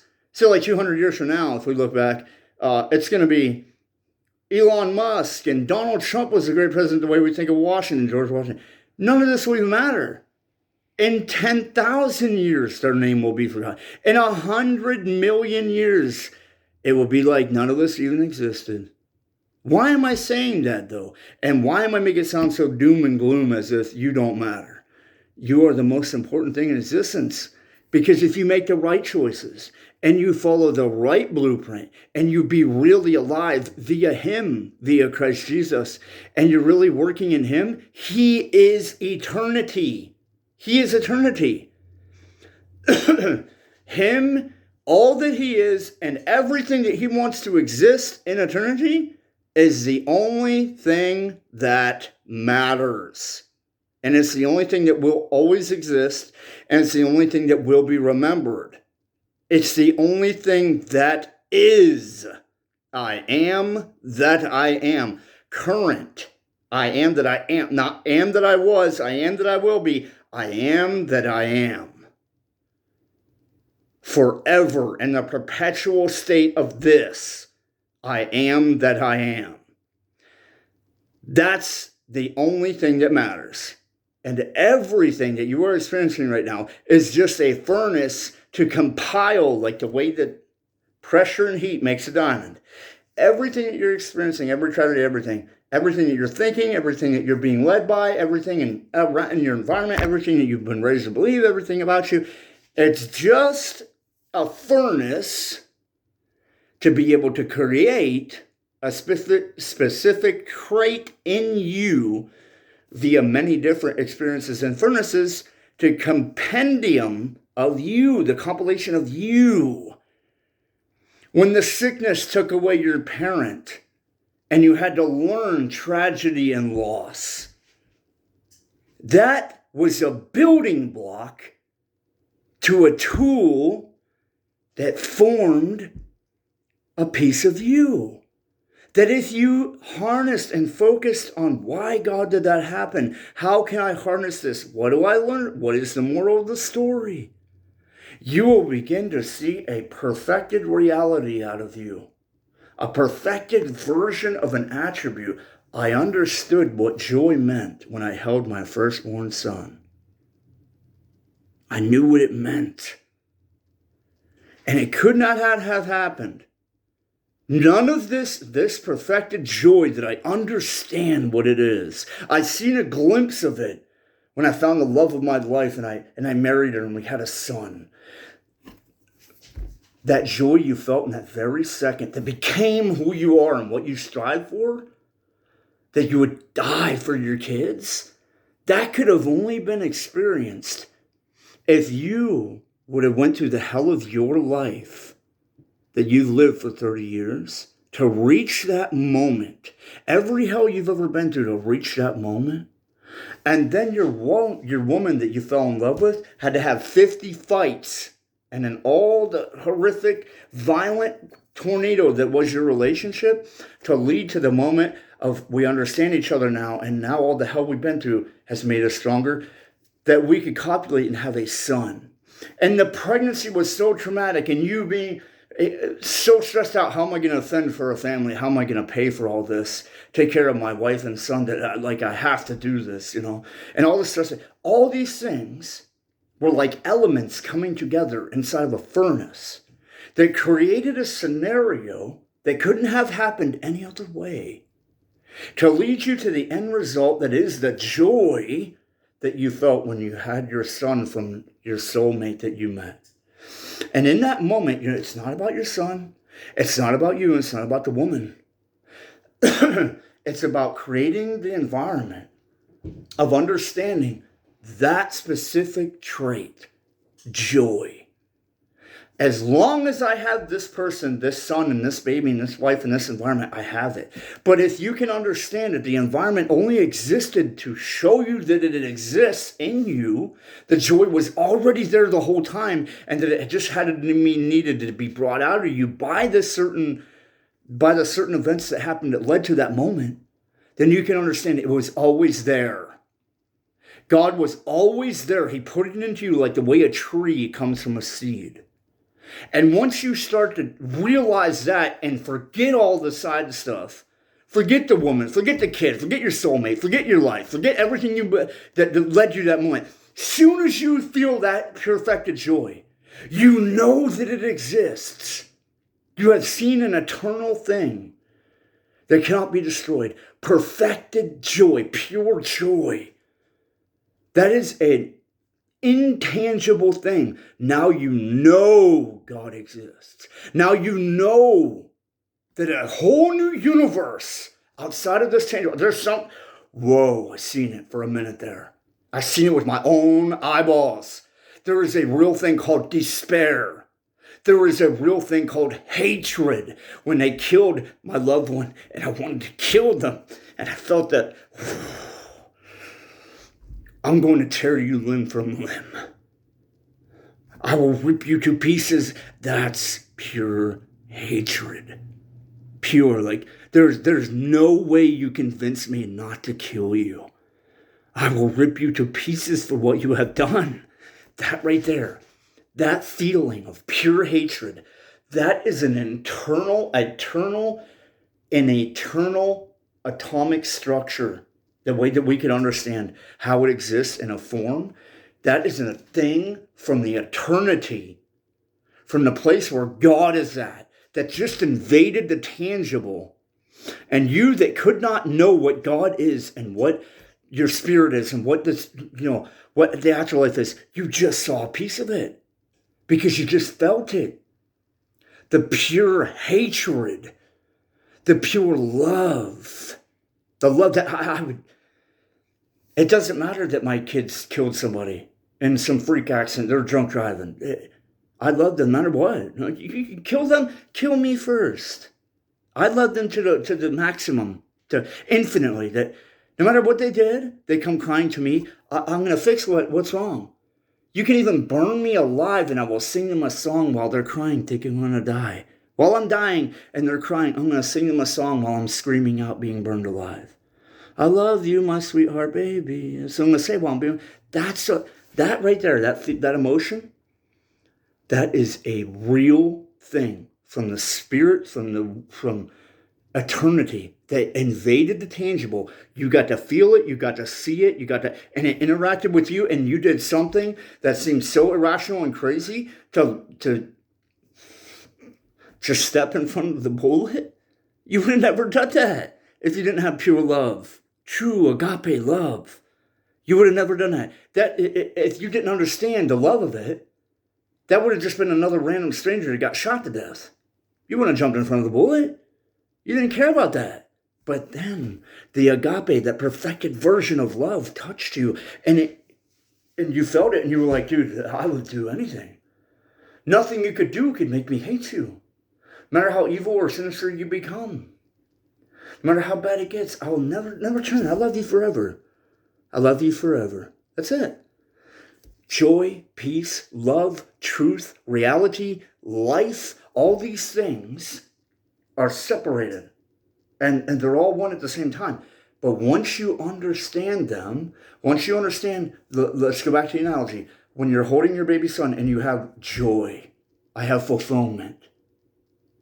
And you feel that for a moment, when your soulmate gave birth to your son, you're holding him.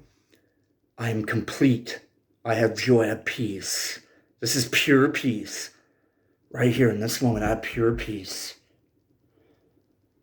I have peace. Feel that. That peace that you feel, I feel that real love. True love that can never be interact with it can't. It's a solid thing that can't be messed with. Like titanium, it's too hard. You could never even mess with the molecular structure even to, it's pure. It's right there, like a cube. And you've seen something, you've felt and known something now from eternity that invaded this tangible world, and you know that something exists beyond this world. It's called eternity. It's called where God's at. And God is these things. He's not expressing these things to tell you how he feels. God is love. He is truth. He is life, peace, joy, happiness, fulfillment, contentment, everything good. He's everything perfect and good. That's what he is. And he says, I'm going to put you into environments within this simulation, within this birthing sac, within this womb, within this playground that is tangible existence. I'm going to put you in certain scenarios that the building blocks to these specific things, like perfected joy, perfected forgiveness, perfected love, perfected truth. You have all the building blocks within you and in your environment. And I'm going to mold it in such a way through tragedy, through triumph, through everything, that when it's compressed and all done, you feel like you're suffering hell like Job, it's going to be birthed out of that situation. You, a piece of you that did not exist. The elements existed for it to be created. I created the environment to compress the elements to create the totality of the singularity that is the perfected version of love that came from you. You. That I created all the elements that is in your environment, in your mentality, in your heart, in a specific way that you are as a person, everything. I created the building blocks. I know I'm repeating myself, but listen, God spanned it out the same way he did the universe. And the way he made the universe, the dust of everything. In the beginning, there was light. Pow, boom, created everything like the Big Bang. And all the materials were there. And then through trials, tribulations, hells, everything, tornado, the violence, everything, stars began to be created. Worlds began to become created. Solar systems, everything began to become created. Through the violence and the terribleness of the compression and the time and all these elements conforming together to create this solar system where this earth was, and now earth is here, and all the things that violence of all the creation that there is that led to humanity and led through all the wars and everything that led up to you being born. Every nation specifically created like primordial soup that creates a perfect environment through the wars of nations and people giving up their lives and everything, and the love stories that all compiled through generation and generation, boom, to create you. And you're here in this specific moment of time, slowed way down and hyper-focused to see your lifespan. And the compendium of 10 million lifespans, 10 trillion that has already existed, each one being a time stamp that led into the totality of time, which you can bend into a ball and look at the totality of time from beginning to end, but really compressed into a single atom that is one. And it's all one. But splayed out. And I can see the compendium. I can see the trajectory. And you are in this specific little part, this part right here called your life. And everything that is so detailed to you. I mean, it is like looking into a universe inside of the universe inside of you. Atom into atom, atom. And you never reach the nucleus. It's infinite. Like you expand. My fingernail is compiled of atoms. And them atoms span out to make my body. And my body spans out to make this room.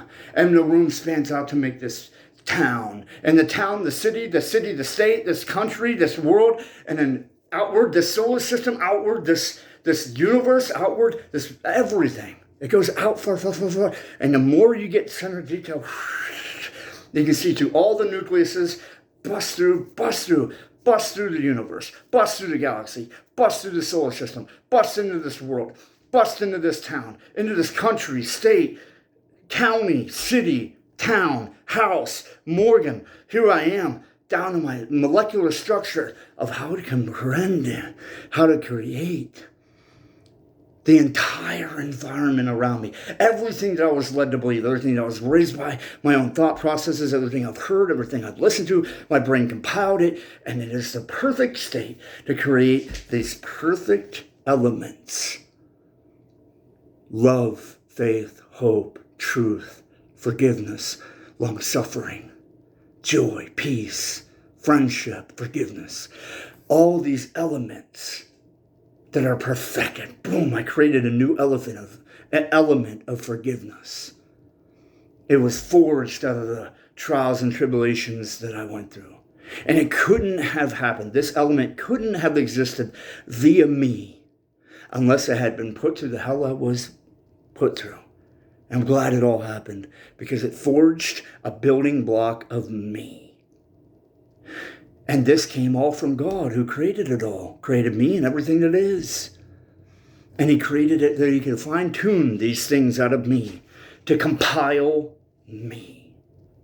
So once I've been through enough and I've experienced enough, thanking him through the whole time, through all the tragedies, the hell, the horrible things I've experienced, everything, to compile love, truth, peace, then I become crushed together. He molds all of that together as you walk through the doorway of death.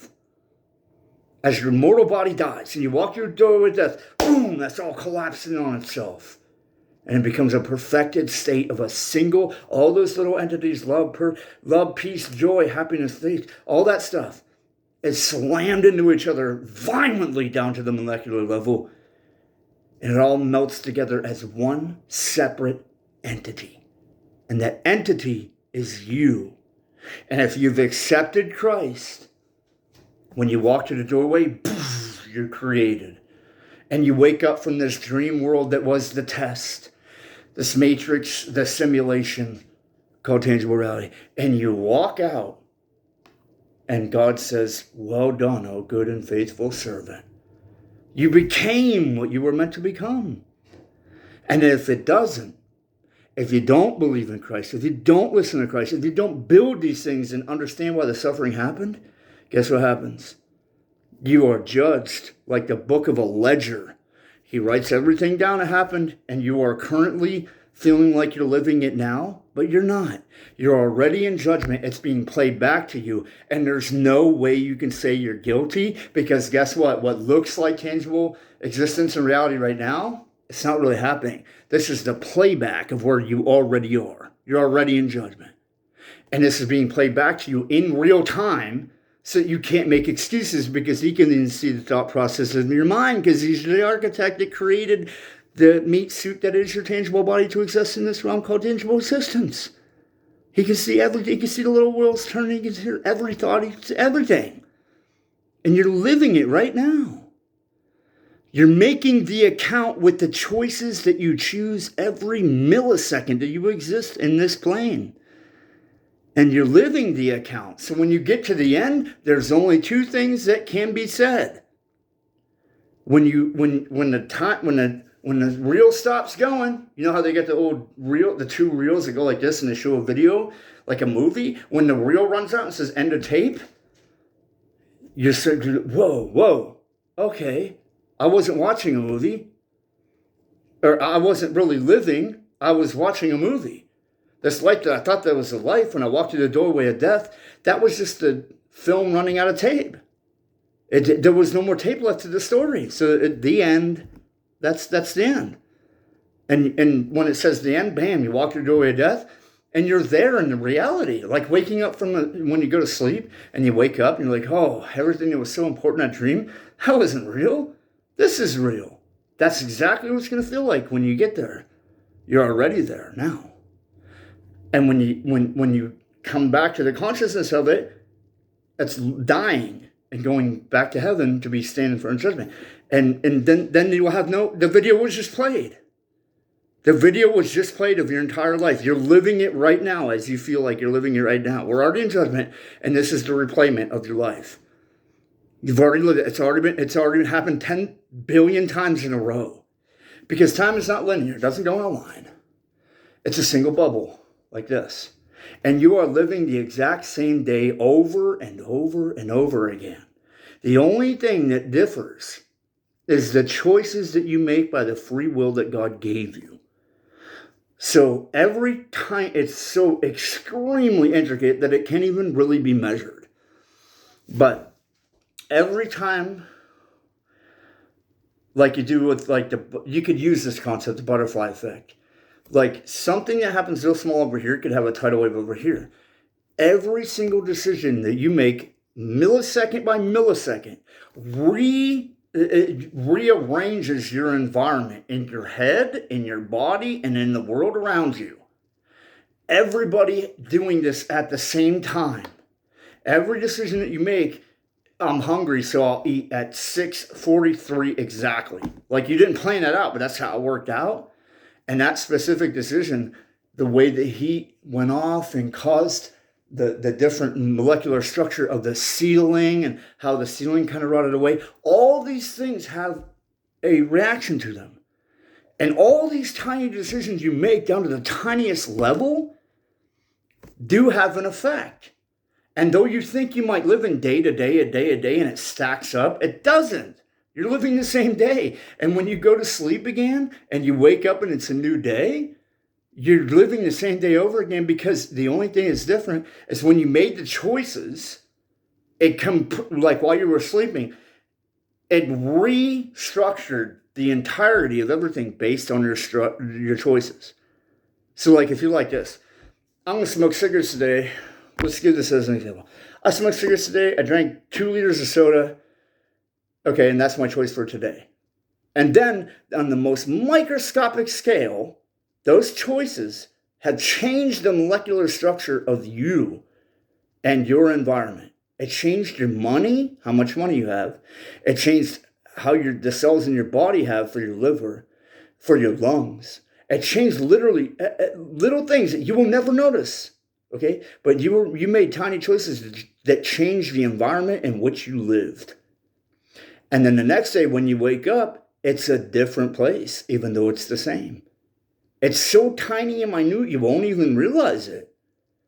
And it takes many of the choices that lead to, before you start seeing results. That's why people are like, I wish I could lose weight. Like right now, I want to have the beach body.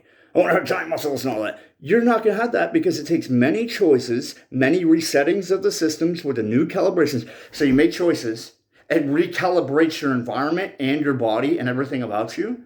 And then the next day, those recalibrations are in place when you wake up from the choices you made yesterday.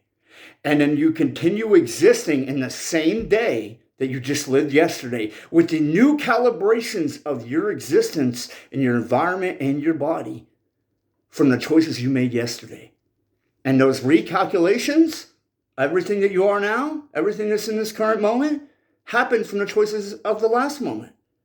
And once you're in this moment, the only thing that can change, it can never go back to its original blueprint. And the only thing it can do is you make more choices that alter it more. And the only way that it was perfected at its perfected state was the very first minute that you were alive before you made a choice. But guess what? It doesn't matter, because everybody that came before you and everybody that exists individually in the world have all been doing the same thing since the first man, Adam. So this system has been constantly moving and changing no matter what. So the blue light that's on the sign tomorrow could break and turn white. And all that happened by choice. It was not just if you think of it within a primordial, it was like a chemical reaction. And it produced a new result. Everything. Today, I am 41, the same as I was when I was 17. I am still exactly the same entity that I was at 17, with many very different variations based on every choice I've made over and over and over again. You have not done anything today that you haven't done 5 billion times in the infinite expanse of how long you've existed, because you've existed before even this realm existed, because you were inside God. The story of eternity is infinite. And you are just experiencing the choices of what happened, of the choices that other people made that affected you, and the manipulations of your environment, and the choices you made based off of that also affected you and your environment, which made more choices for you to act on that and react to that, created more choices of how you redigitalized your entire existence and everything around you. So really, time is not a line. Time is a singular egg where you live the whole thing. Pow, you go to sleep, you wake up, do it all again. New decisions, same decisions, different decisions, altered decisions, the same decision, but in a tiny bit different way this time. And these recalculate when you wake up the next day, or in the middle of the night when you wake up, it recalculates your environment. And it doesn't happen like the way a computer zap. Oh, we changed the parameters of your existence here. It's not how it happens. It's like the way mud flows down a hill, or like the way lava goes. Lava doesn't, and it goes 100 miles an hour like a bullet running down a hill. It's slow, and it slowly forms. It's so slow that it's almost invisible to the naked eye to see it. How everything changes. But eventually you have gray hair. But eventually your liver fails. But eventually your wife dies. But eventually your kids go on drugs and they get away from you and don't talk to you anymore. Like eventually all the choices, the micro choices that you didn't think were causing an effect, they eventually refocused over time your environment into what you are now. You are what's happening to you is not only, it's allowed to happen to you based on the choices by your free will and the free will of others, what's happening to you. Like in the moment that you are in right now, whatever you're going through right now, it's only temporary based on all the decisions of humankind that led to everybody that exists in your life being created. All right, all of humanity, all the humans that led to, all the way like a funnel cake going up and up and up and up, and it led to you guys. And you, your sister, your mom, your brother, your best friend, your girlfriend, your ex-wife, everybody that's here was based on all the micro decisions of every human that has ever existed, recalculating this place called changeable existence, reformatting it by their decisions that led to here. And everything you're suffering now, it's just the choices that you and every other human has made in this changeable existence that is a system that you seem blind to know how to work. All right? And by your own feelings, you work it. But pretty much all the answers are found in the Holy Bible of how to work these systems. You can literally make your life better, but guess what? It's not going to happen in a day. It's not going to happen in 10 years. You have to continue making micro choices and overall basic choices, which lead to your overall encompassing choices that slowly over time your wound heals, that slowly over time you get taller, that slowly over time you lose weight or gain fatter. Like it's slowly. And you will slowly work your way out by good decisions, following the rules of the Holy Bible and following God, that will lead you out of where you went wrong. And all of this is a very slowed down gestation of how you create the world around you. And that gestation forms either the energy that keeps you going or the shit that comes out of your ass, which is the destruction of your life around you. And that is how the gestation works on that's the timeline God likes. That's how fast he wants it to go. These very micro things. So that as you're giving the account, you can't say that God is wrong or that he's lying or that the tape is wrong. It's not how it really happened, because we are living it second by second by second, and it's not happening fast. Look how long this video is, 2.5 hours long. Second by second, by word, by thought, by deed, and it goes slow like that. Seconds go slow like that. So you can see the micro everything that you caused with every decision that you made, that everything that everybody made around you, that nobody has an excuse at the end to say, God, why'd you cause this to happen? Nobody. You caused this to happen. All your choices, all the choices of those who were around you that you allowed in your environment. You all did this. God didn't do none of this. God created the environment and said, I love you. If you follow me, I'll pay for everything you do wrong in the system. But you are individually going to have to follow my blueprint, which is the Holy Bible, in order for you to have a good time here. But either way, no matter what you do, good or bad, this is going to affect you permanently. And if you allow me,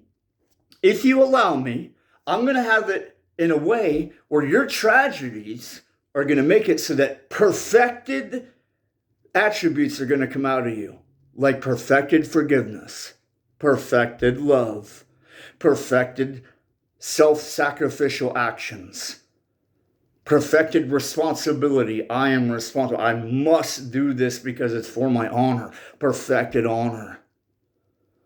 Those will come out of you if you follow me and you trust in me, Jesus. That's what he's saying. God's saying, if you trust in me and you follow me, through all of this hell that you think is hell in your life and everything you're suffering, it's just like a furnace that you crush and compile to make diamonds. And if you follow me through it, I'll pull out every one of them. Every tragedy will learn to a new wisdom, a perfected love. And once you get near the end of the story, don't worry, I love you. Blank, you're dead. Hey, welcome to reality. You woke up from your dream. How do you feel? You feel better? Did the simulation work for you? You got the answers you wanted? No, I deny Christ. I lived the way I wanted. Okay, that's fine. Guess what? You go to death. You don't get it. You go to hell forever. The system didn't work for you. I'm sorry. You didn't want to do the system. You didn't want to follow it. I'm sorry. The treatment didn't work. You get to go to hell forever now. You didn't find anything that God wanted. If you get to, pal, you're dead, and you wake up, hey, buddy, how was your dream? How was it that lifetime that you lived? That little speckle of time. And 10 trillion years that you are here in eternity. I am that I am forever. Has no beginning, has no end. Did the treatment work out? Did the simulation work where you learned what you needed to learn? To compile the human that you are. Not the human. The entity that you are now as a spirit. Do you have all the fruits of the Spirit? Did you conform unto the Christ? Unto the image of Christ? Did you learn everything that was in? Did you forgive everybody? Did you learn all that? Did you love? Did you give it your all? Did you grow? Are you like being born? Were you born dead or were you born alive? Did you grow? Did you learn everything? Did you grasp onto it? Did you try to strive and learn? Or did you just give in to the desires, live your own life, didn't care about God? Did you go into death? That would happen? How do you feel, buddy? You're awake now. This is real life. That was your dream. This place everyone thinks is so real. This is all there is. This is the dream. You woke up from the dream and you're standing in judgment. God has replayed your life. And now what is it? Okay, I accepted Christ. And I did everything I was supposed to do. And I perfected everything that was in me. And I became like the image of Christ. And I had the fruits of the Holy Spirit. And I didn't talk about this. I didn't try to act like it. I didn't try to perform like it. I became it. He refined all these processes in me, and when I died, they were compiled to make a single entity that is me, with all my best attributes perfected. And everything else that was my life that was hell and that was evil and how I was doing evil has been all wiped away, even my memories of it, and it's gone. And all that is remaining here now, as I go into heaven, is the perfected version of the attributes of God that was there, that he wanted the whole time. And everything else is gone of me. And now I'm going to go into heaven and live an eternal story where I am an active participant in this family, government, world, universe system that goes on forever. It has no end. And you can never see all the happiness of it. You can never see the end of it. There's always something new to discover. You're going to be with God forever. Now he's created you in your death. When you die in this mortal meat body, and he's standing there, the perfected version of whatever God had left to you. That's all that matters. Everything that we live in this life does not matter. Did you learn what you're supposed to learn? Did you become what you're supposed to become? That's it. That's all that matters. That's it. So, and here's how it is. When you read the Holy Bible, the entirety, this is what God showed me.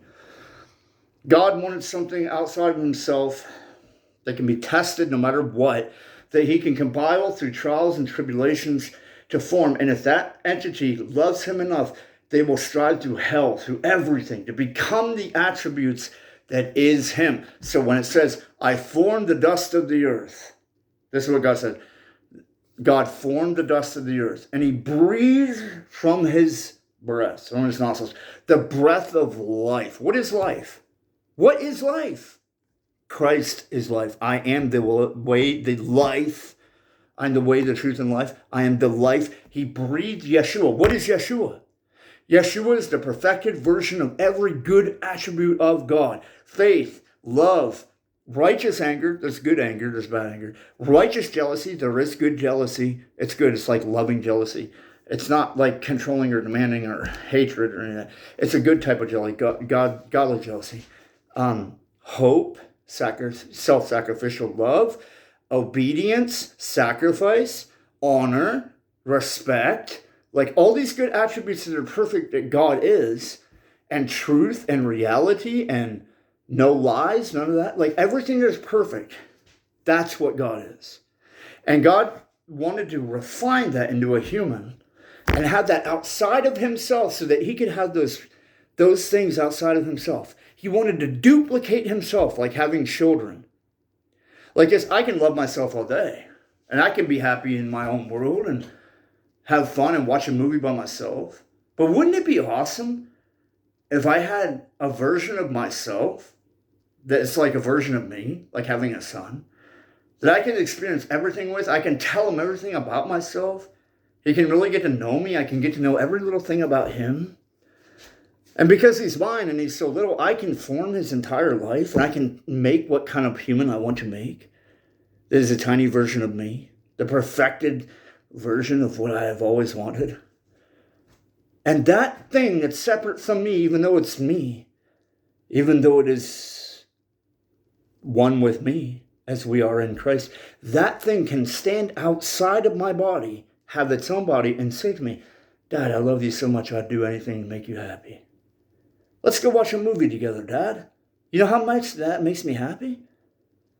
That's something that God wanted. He didn't just want the love of himself, even though it's perfect. He wanted himself outside of himself as a separate one, to be like, I love you, like a son, or like a daughter, or like a wife, like that. But it's mainly just children. He doesn't have any wives.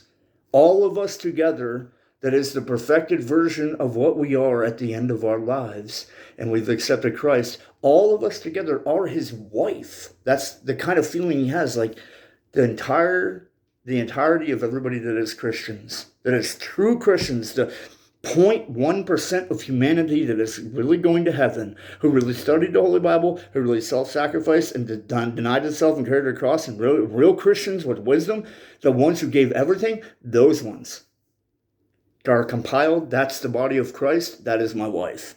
That's the one I love. That's the one I'm marrying. The marriage supper of the Lamb. And I'm the husbandman. Yeshua is the husbandman. He's the husband. That's his wedding feast when a time is turned down and everybody's compiled into the body of Christ, and we had the wedding feast. That's him marrying his bride.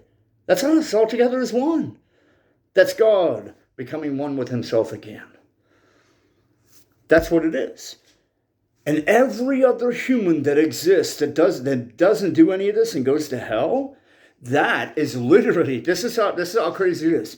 You're put into a garbage bag that's set on fire with all the demons and all the hell and everything else that's horrible, and you're wrapped up like this, and you're cast so far away that not even God remembers where you are. He puts you in your own existence in a place called hell and completely forgets about you. All the torments of the fire, the flames, the demons, the hell, the despair, the gnashing of teeth, the wailing, the screaming, God, He will never hear you. You'll never be heard again. You'll be put into this and wiped away. Why? Not because God hates you, not because He doesn't want you to be a part of the heavenly plan, to be a part of the marriage supper of the Lamb. He wanted you there. Guess what you said? I hate you, God. I hate you, I don't want you. Nothing you had to offer. You're not even real. Why am I even arguing? You're not even real. That's what you did. That's what you said. And it will be played out to you at your judgment, where you will have no excuse to say, God, I wanted you, but you weren't there. No, He was there the whole time. We came and we told you the whole time. You had Holy Bibles everywhere. No, there was church on every corner. It was in every song. It was in every movie. You had no excuse. You had no excuse. And you spit in His face and you said, I hate Him. You made that choice. Nobody made that choice. You. And when you're in hell, you can thank nobody but yourself. And you should just rip your own self to be, why did I do this to me? That's what you should say. It's not God, because even the wicked, even the devil will bow and say, Yeshua is Elohim. Perfect. I'm the one that fucked it all up. I did this to myself. Knowingly or unknowingly, I did this to myself, and I avoided ever reconciling with Him. I pretended like He don't even exist, like He don't matter.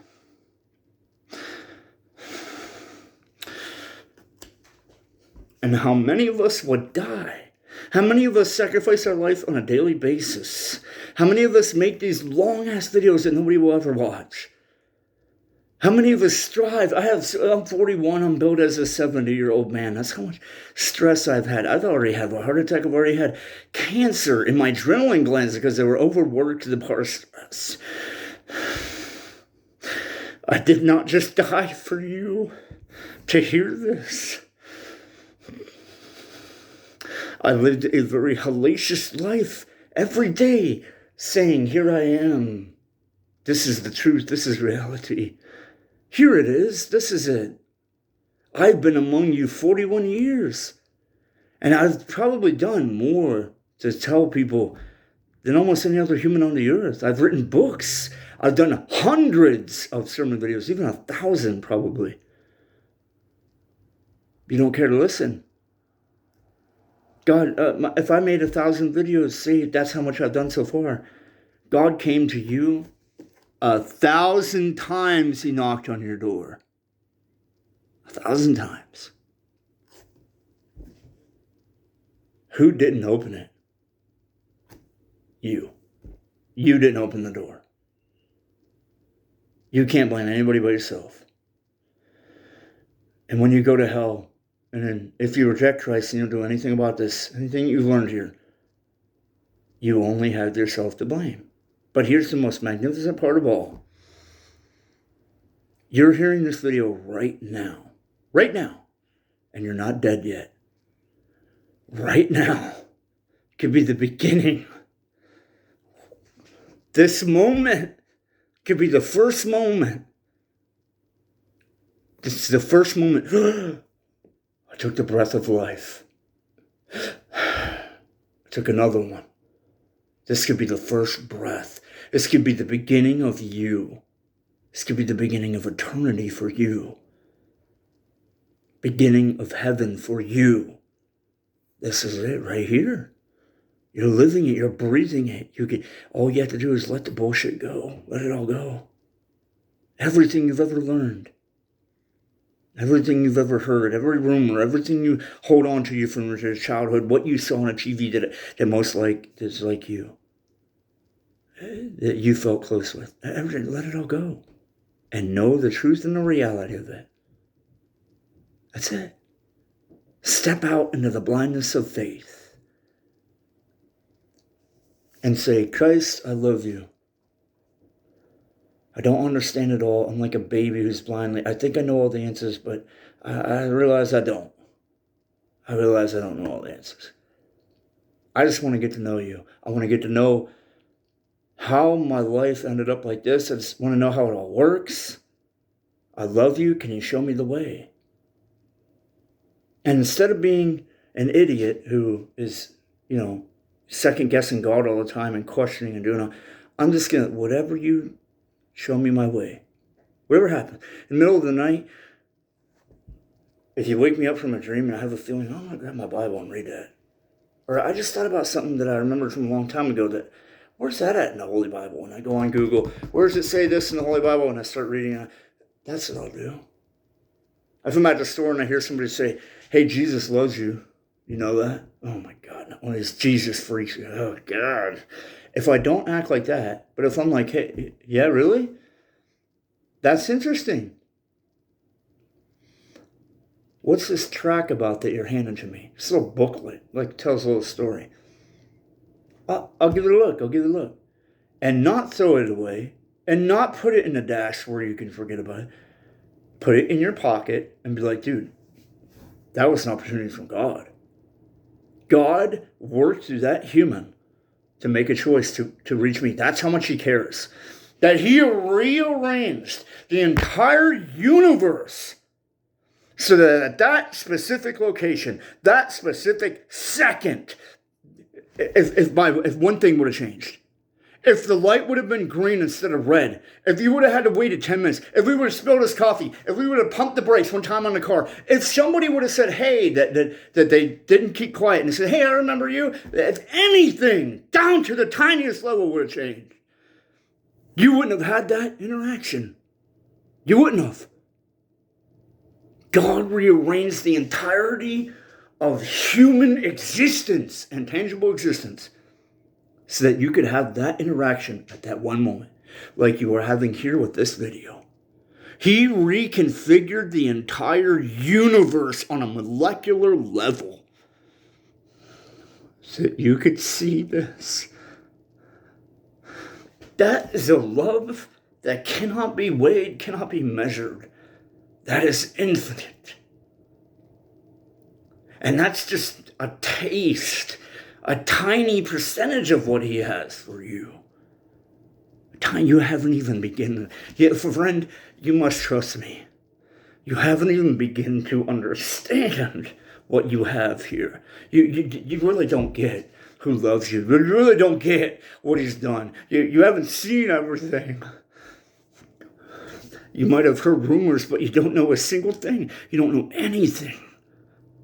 Even if you sat down for an entire year in your bed and just contemplated everything, you would not have even brushed the surface, my guy.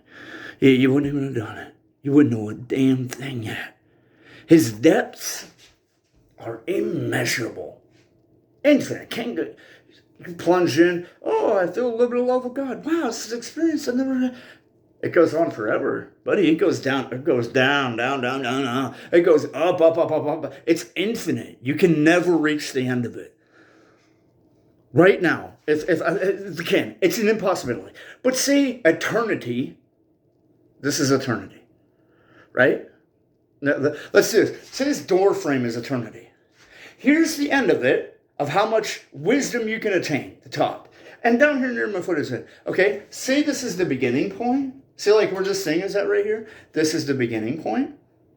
And to understand the complexity of the Holy Bible and God and changeable existence, and to understand far beyond where I'm at, say like you had to get to here. You're halfway to how much God knows, right? Say right here, where this line's at, is every human on the earth. And everything that I just explained, which is just everything in this 3 hours I talked about, which is just the topical. I haven't even gone into detail of any of it. And I know the fullest details that you can't even comprehend on a human level. There's no human on the earth that can comprehend what I'm understanding right now. I'm not, you couldn't even measure me. Like, it's so small, you wouldn't even be able to tell what it is. It's like, see how it feels like I'm touching my hands together? See how there's like there can be almost no space because I'm not going through my hands, but I'm at a limit. That's how high I am. On the compendium to God. You humans, all the rest of us right here, are on the surface of my hand. And my height is the surface of my other hand. And here's God up to the moon. That's how low down I am. I am so high, eons above you in the compendium towards God, that it would take you 1,000 years to learn everything I've learned in this 40 years. Everything that God showed me. He just showed it. He like shot it into me and I knew everything all at one time. You couldn't learn this from any textbook. You couldn't learn this in 1,000 years from reading anything. That's how much higher I am than you. The line that's between my hands, that separates my hand from my other hand, that's how much I'm higher than you. On such an atomic level, it's almost immeasurable. It's almost immeasurable how much I am different from you. Yet it's eons. You can't even imagine how much I know more than you. But on a level compared to God, if my hand was on floor level and God was to the next galaxy, and you had to measure from my hand to God, the next galaxy on the floor, I haven't even left the cellular structure of my other hand. There is a space, even though it looks like my hands are completely together, completely touching, there's an empty void there in the middle of there. It's almost immeasurable. But there is a space between my hands where the cells aren't commingled. See the line? That's how far I am away from you. And understanding to the compendium towards where God's at, like in the continuance towards God. That's how much knowledge I have, more than you. And you would say, it's the same. It's the same as how much I have. You're equal to me. You have almost no space there.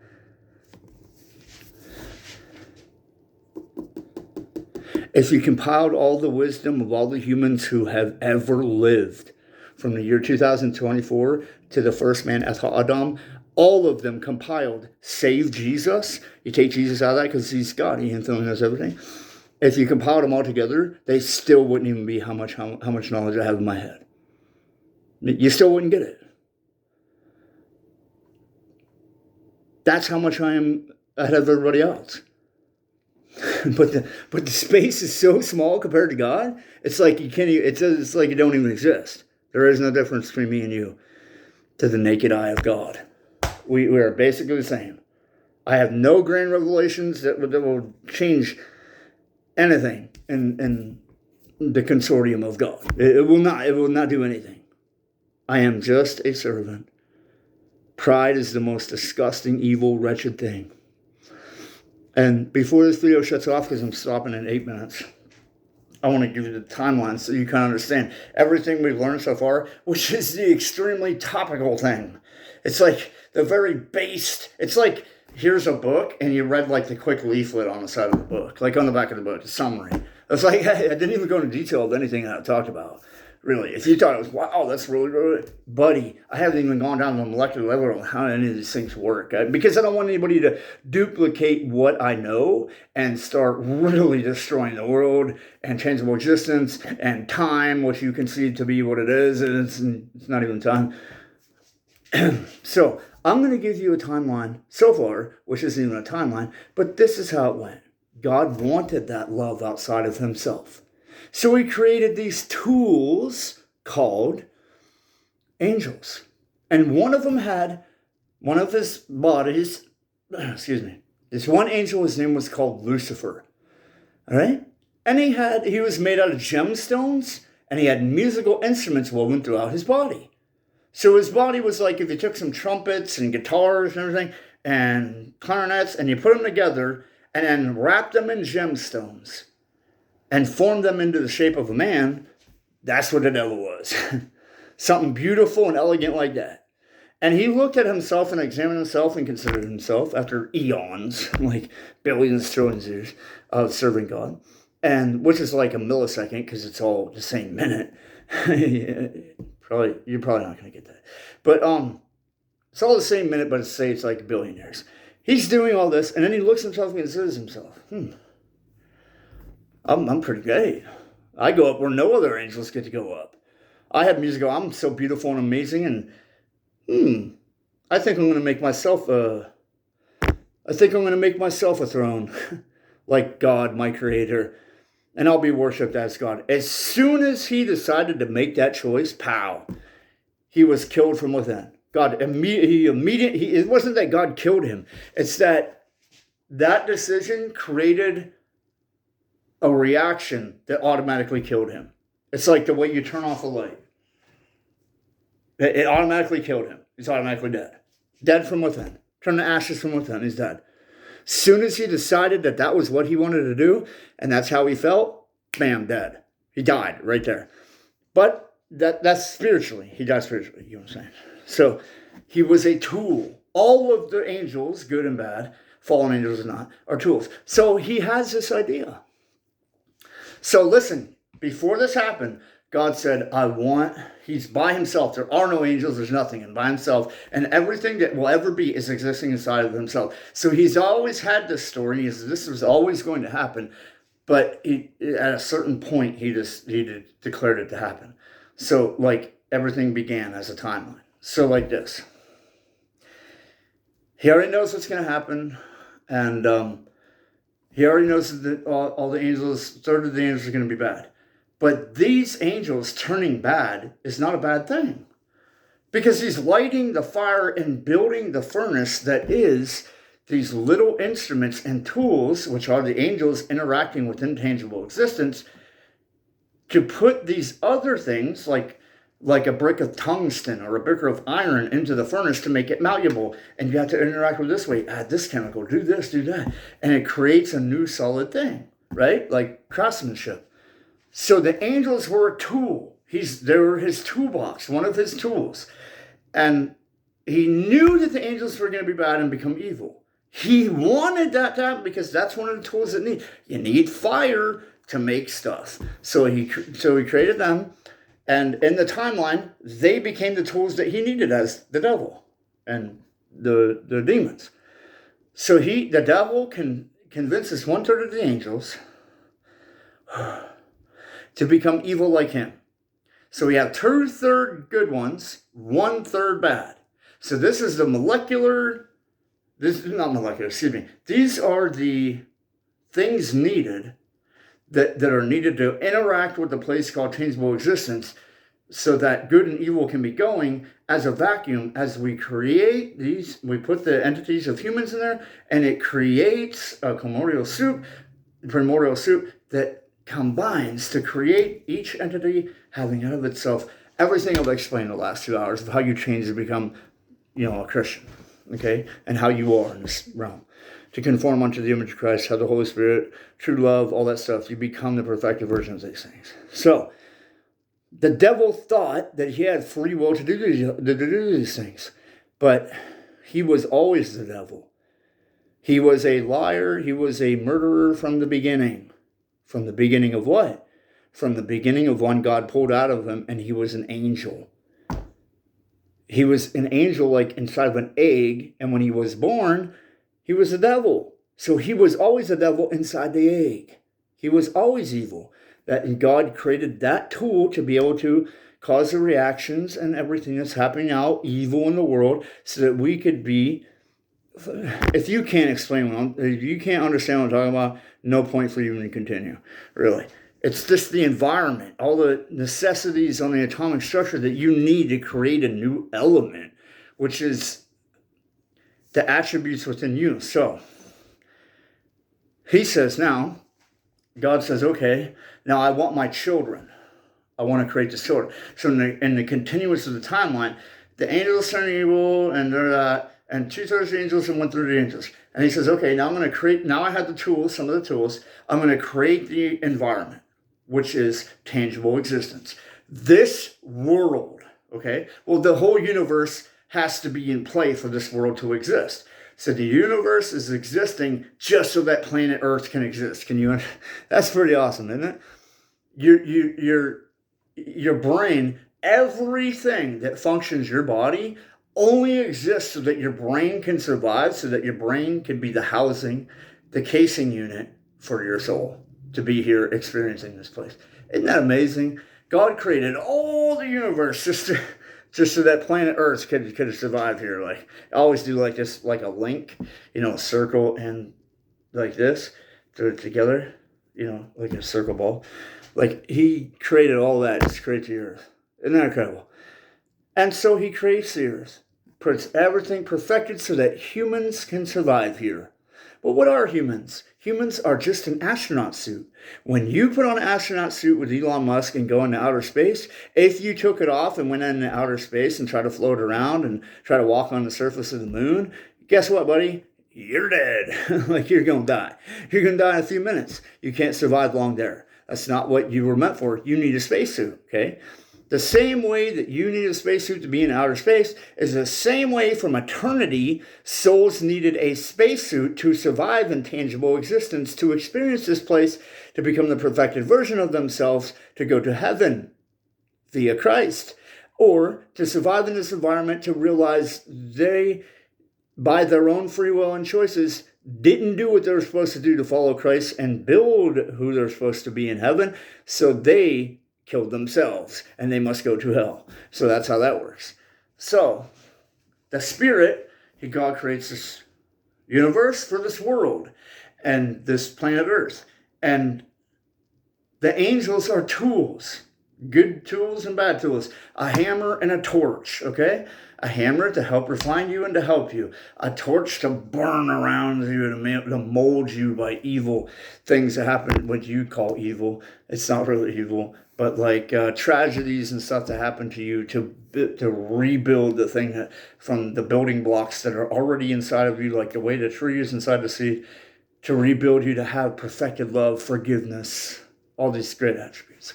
So you have all the good attributes. God takes the dust of the earth. He creates the first space suit for the first of the trillions and trillions of entities that he will go through. Because like this, like if you ask Elon Musk, how hard is the survival of a civilization on another planet? There's so many things that have to go into it that it's extremely rare that everybody that's born will be able to do this process, and that the very few ones that actually make it through the process will be able to survive in that environment. Like he'll tell you that. That's how it actually space works. It's not like we're all going to get on a spaceship and we're going to Mars. That's not how it works. It's not at all how it works, okay? So the process of trillions of souls have to go through this process of life. And if they don't accept Christ, and if they don't follow the rules of the Holy Bible and build the attributes that are inside of them, then they are a wasted product.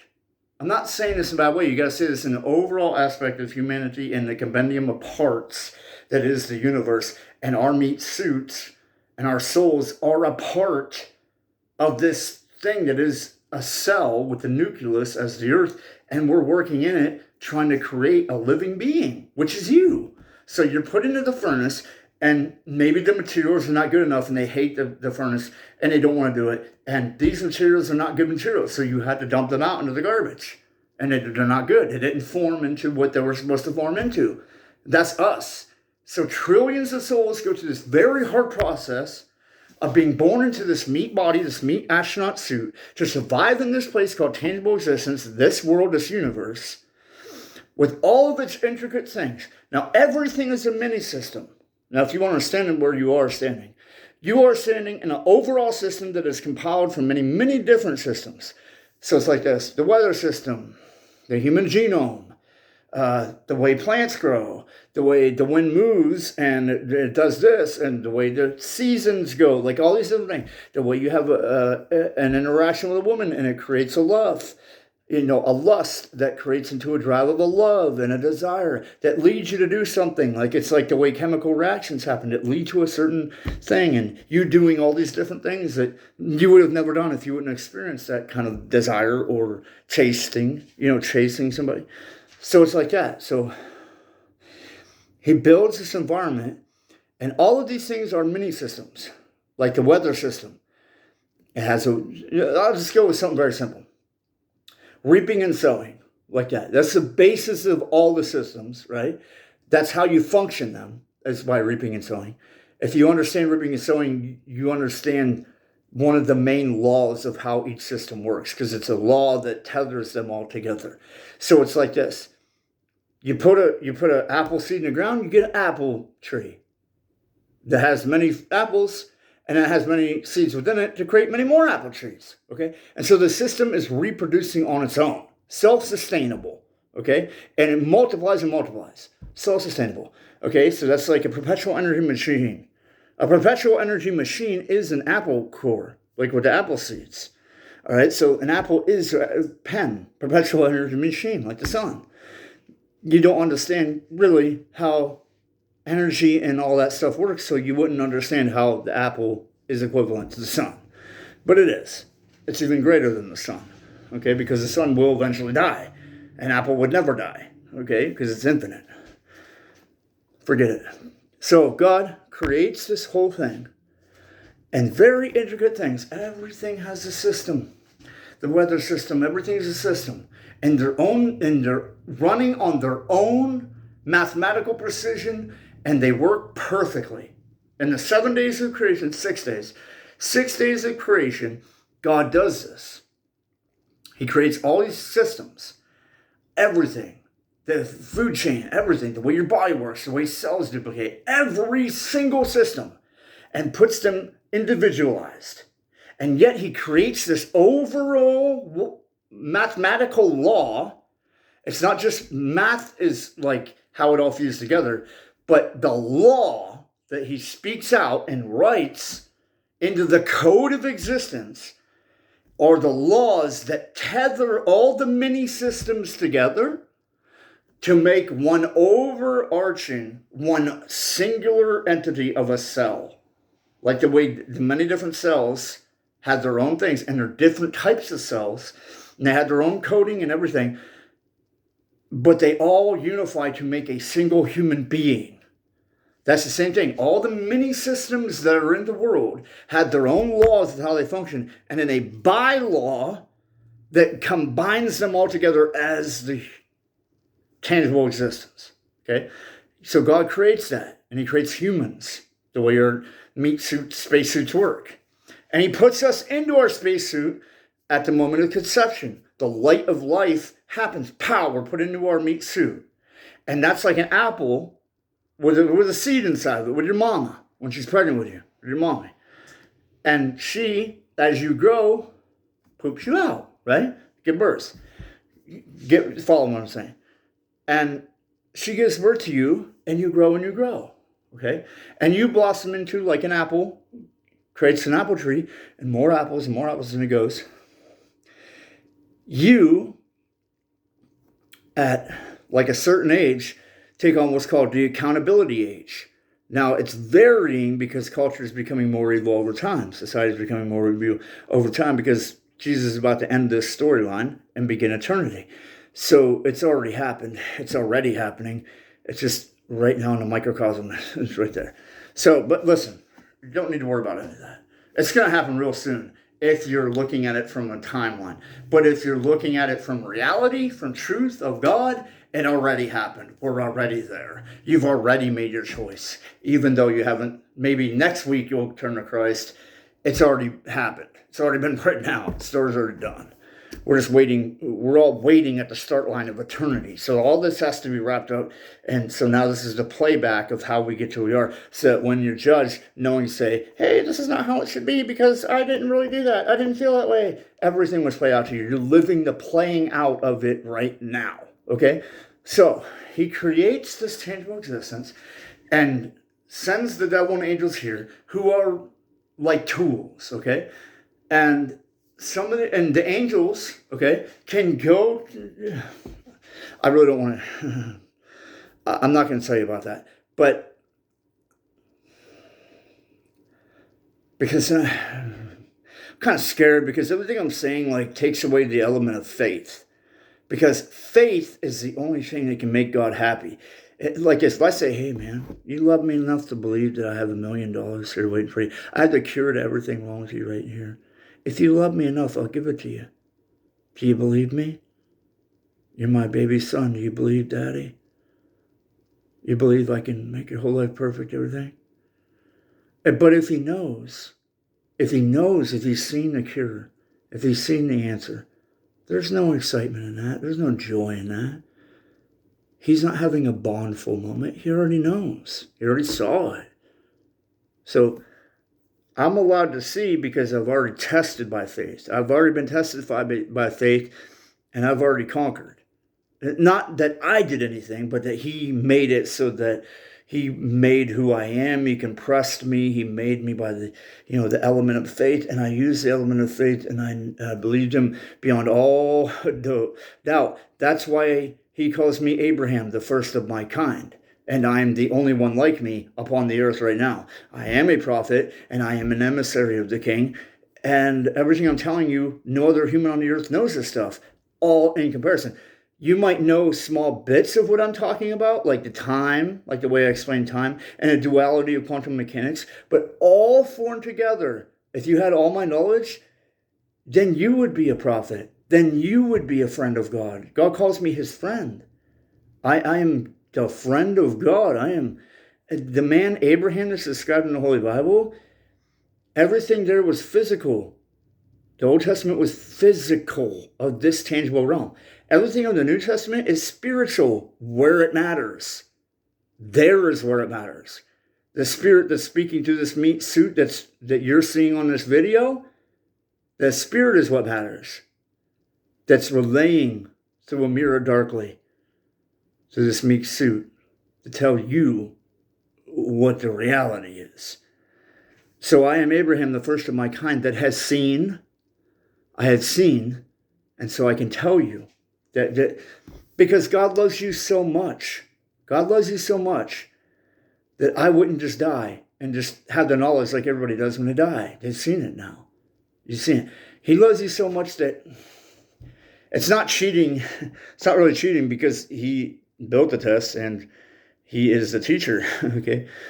But it's not really cheating, but it's like, you know how you love one of your kids and they didn't quite get 100%, but they got like 98%. But you're like, buddy, you got an A+, man. You know what? Just give you that grace period. You did it. You made it. You know what I mean? Forget what anybody says. You did. You went 100%. You got it.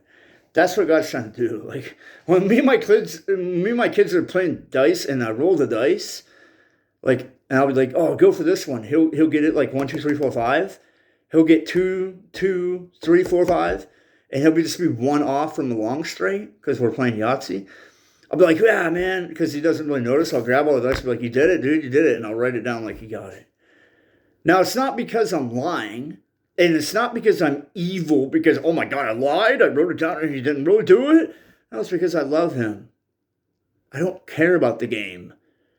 The game, the rules, they exist for everybody to form into a certain archetype. But then at a certain point, you got to branch off and you have to individualize yourself with God. That's why he is my personal Lord and Savior. He does not just save the world, but if there was only one man in the world, he would come. And for every single person, he comes to save us. But you are not in 10 meat suits right now. You are not. Your spirit is not connected to 10 other people. So you're not 10 people right now. You're one singular person. And God died singularly for you. And everybody as a whole, but you specifically. So you have to have a personal break off. When the overall is done, and you have the understanding of the totality of the Bible, and you're trying to get it, and you're walking in the Spirit, and you're asking God for help, you get it. And God, and then you have an individual time by yourself. Where it's like, I want to learn. Sorry, this is so dark. It's like my phone is dying. I have to go put it on a charger. Then you have time to yourself. And you, by yourself, have to come to grips with everything that you are and learn it with God. All right? That's how it works. Your personal Savior. And that's how it is.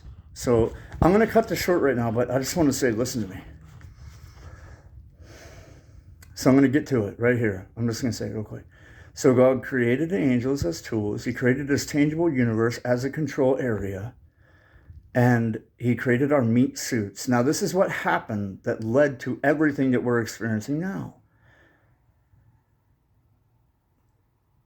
In the Garden of Eden, the first man to get a meat suit and to start this experience of this life so that trillions of souls over time can go through the process of having a meat suit, experiencing this place, going through all the trials, tribulations that is the furnace of your lifetime to create their specific attributes to make the perfected version of you, of perfect love, perfect joy, and all that.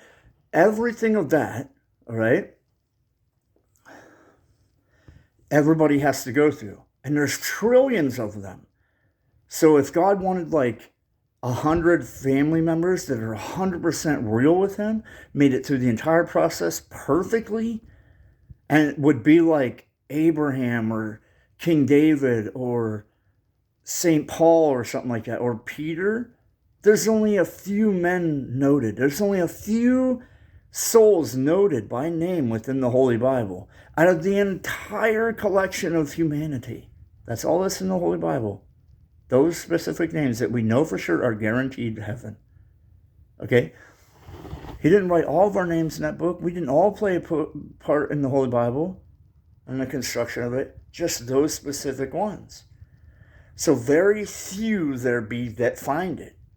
And very few that go through the process and understand the things that I'm saying in this video that I've been making for 3 hours, 15 minutes now, and that I'm about to end.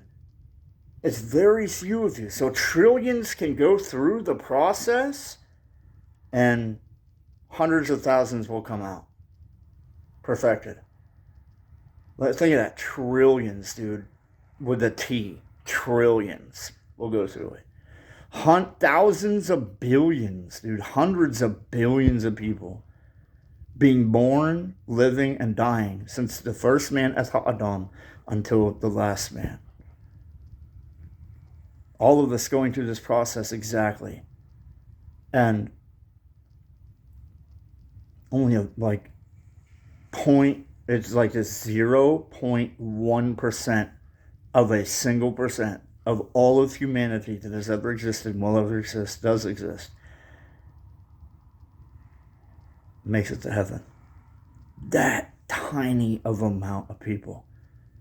So everybody's being funneled through the system. It's not in a rush. It's slow. Second by second by second by second by second. And God loves you enough to make it go slow like this so that you can every second choose. Choose him. Choose the right way. Follow the Holy Bible. It's his love letter to you. And actively work with him by allowing the Holy Spirit to guide you. And let me tell you what that feels like. It feels like an instinct. It's like this. You ever had the feeling like, man, I could tear up some pizza right now. And then like 5 minutes later, you feel actual hunger pains. Like your stomach starts gargling like that because you're actual hungry. But 5 minutes before you felt it, you had like an instinct. Like, dude, I could murk some Italian sausage right now. Or like a big pizza or some chicken, dude. Like, oh my God, bro. It just hits you out of nowhere. That's what the Holy Spirit's like. That's what it's like being led by God. It's not something you have to think about. It just, you know it, dude. You know it. It's like a natural instinct. Like the way you feel like you could tear up a sub or a pizza before you feel it, like a few minutes before you feel the actual hunger pains. It's that instinct. That's what it feels like. When the Holy Spirit guides you, it doesn't need to be explained to you. You just know it. You'll just know it. Like oh, that's it. I don't need to know that I would tear up that sub. I would. If I had the tacos, I would eat those tacos right now. Like, you don't need to, that doesn't need to be, oh, are you sure? Did you talk in tongues? No, none of that. You just know, all right, this is what God's got me to do. I don't need to ask him to be around me. It's good if you ask like a true Christian like me, or somebody else that's like me, which there aren't many upon the earth right now.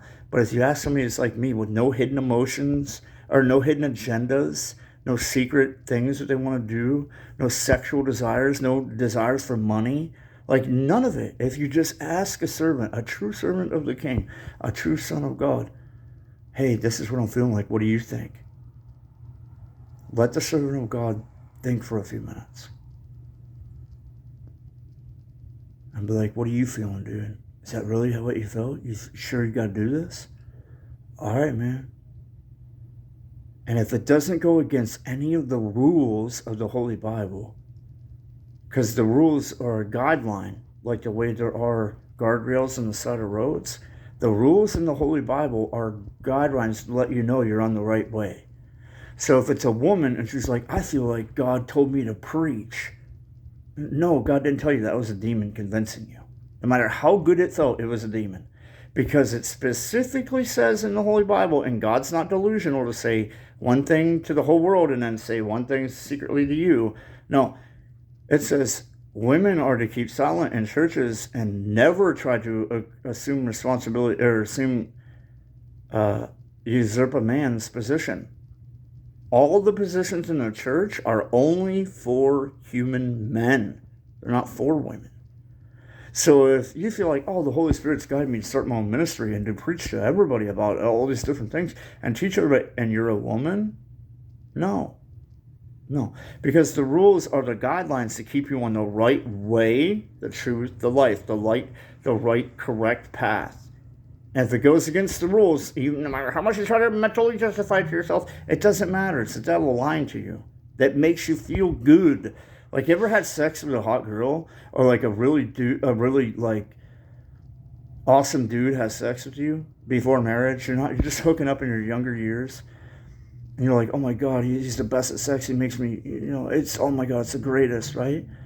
I'm so in love with him because he did it so great. Oh no, I'll be with him forever. That was never your husband. He wasn't anatomically perfect for you, even though it felt super great. You were created for a specific man. If you're a man, I'm not going to be too graphic, but your dick was exactly created, its length, width, everything, to fit a one single specific woman in existence. That's it. Your genitals, though we all look the same, they're not measured exactly the same. None of us. That's why everyone has a different, different iris setup, a different cornea setup, a different DNA, a different thumb, fingerprint, everything is different. We're all individualized. So if you were to have sex, you interact with the system to cause a cataclysmic result, like a butterfly effect, that it will affect everything in continuance, like an echo effect, like an echo of the Big Bang. It's crazy when I said Big Bang, I'm talking about sex. That's not. I know that sounds funny, but just think about it for real. Be intelligent for a minute, like an adult. She was never your woman. You were never anatomically meant to do that with your physical body. You were never meant to, be with that woman sexually ever. She was not yours. That's not the one God created specifically for you to interact with, to have kids, to have pleasure, to join your hearts together. None of that was for you. So you have taken another man's wife and robbed that other man. It's like robbing yourself. So, think of it this way. Some other man took your wife and did crazy sexual acts with her that she really thought was pleasurable and stuff, that she will never have that experience with you. And you as a man will never have that security. I'm the biggest, I'm the best, I'm the greatest. Or as a woman, I was his first, I'm the only one he's ever known. Me and him are one. I've joined to my king. When we make love, he can't think of any other girl because he's never been with another girl. Even if he imagines like some celebrity or something, it doesn't matter because in his true heart, in his true mind, he never had anybody else. He doesn't know how to experience anybody else because I'm the only one that's had him. He's mine. That is mine. That's what it's like. So imagine somebody else doing that to your wife, or that you think it's a pleasurable time. Like, oh yeah, hot girls. Oh, it's the greatest. I get to have sex with Rihanna or Beyonce or something, or like Taylor Swift. Buddy, What you think is happiness and pleasure is a destructive, destroying thing. It's not a happy thing. You are literally destroying yourself. Because everything that was special, the perfected thing that you were supposed to have with your woman, your mate, that God created before you were even born, it was already perfected your entire life and who you were supposed to be with. If you were supposed to be with anybody, God already chose that. And if you did it not following God, not being the way God wants it, and you did somebody that's not yours, you've destroyed somebody else's life, some other man or woman, that you've wrecked everything that they were supposed to have. You stole it and you destroyed it. So something that you might pretend like, oh, having sex with hot girls, buddy, you are destroying other people's lives and your own life. Because everything that you were supposed to have special with your mate, you just gave away to somebody else. And that's horrible. You've walked into a very intricate, detailed system like an idiot, blindfolded and dumb and half drunk, and started pushing all the buttons. And because you did that, now you permanently damage things, and the system don't work properly now. And it cannot be undone. You've permanently destroyed something. Great job.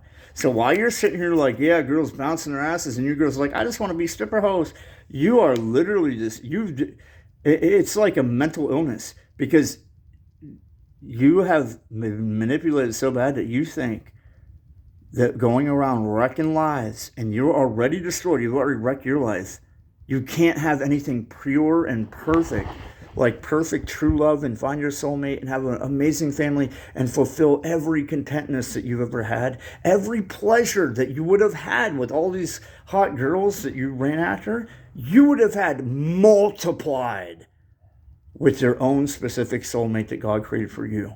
It would have been so fantastic and sexually pleasurable and eons above anything you could have had with any other hot girl. You will never know it now. You will never know that happiness now. And now, you are out there wrecking it for everybody else. They can't know it either.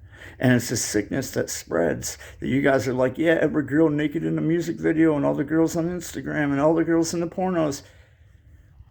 Watch a porno and wreck your life. You'll be permanently damaged forever. And you think it's a joke. It's not a joke. You are seeing things that cannot be unseen. You are doing things that cannot be undone. You are destroying things that cannot be fixed. You have one chance, one opportunity to get it right. And if you get messed up by how the world's contaminated now, you can literally step anywhere and it would be your destruction. But if you follow me, you listen to what I'm saying, my own specific children of my bloodline, and any other servant who really wants to serve God, if you listen to what I'm saying, and you do it as I've explained in this, shut your mouth. Know that you are a mental idiot retard. You don't know jack shit. I'm sorry for the language, Lord Father, please forgive me. You're an idiot. You don't know shit. You don't know what you're doing. You're drunk, blind, and dumb. You're a half-retarded caveman 2-year-old that doesn't know jack diddly shit. You need to shut the fuck up and sit down and learn. Read a Holy Bible. Learn all the attributes, everything. Take 10 years to read that thing as slow as possible again, every tiny information. And then you will be at 1% to understand half of the stuff that I understand. And then you can actively live it and try your best and fail 10 million times to take what you've learned and make it become you so that you live it. Because it's one thing to say, I would never turn on you, Lord. I would never betray you. Never, I say it in front of all the brethren. And then at 3 a.m, you can't sleep, and you're like, bro, having these thoughts, man, I'm bored. What the hell, girl I seen at the club the other night. I was going to the store, saw this really banging Mexican chick, dude. Oh my God. She was thick in all the right ways. And then you're like, everybody's sleeping, dude. I'm gonna get on, and either I'm gonna watch a porno or I'm just gonna jack it, thinking about that girl, masturbate. Right there. You betrayed God, and all the angels that are good, all the tools that God uses, the angels, they all saw it. Everybody at the end of time will see what you did right there. everybody will see it. Whether you're going to hell or going to heaven, it does not matter. It will be played out in front of everybody. So whatever you're doing now, you just declared, I would never turn on you, Lord. You just betrayed the Lord. You just did. You went with Satan to do lust and wickedness, to masturbate or fornicate with somebody else. You just betrayed him. And guess what? In the moment that your life reaches that moment to where you did that, or it's already passed, guess what? You are face to face with the King in judgment right now. And that moment's being played in front of everybody. Everybody's going to see it. Everybody. And you're going to be ashamed and you're going to hide your face and want to run away, but you can't. And everybody's going to see what you did and how you declared. And the Lord's going to look at you. You just said that you would never betray me, but then you just did. 2 hours later, when it became nighttime, right then, you did it right there.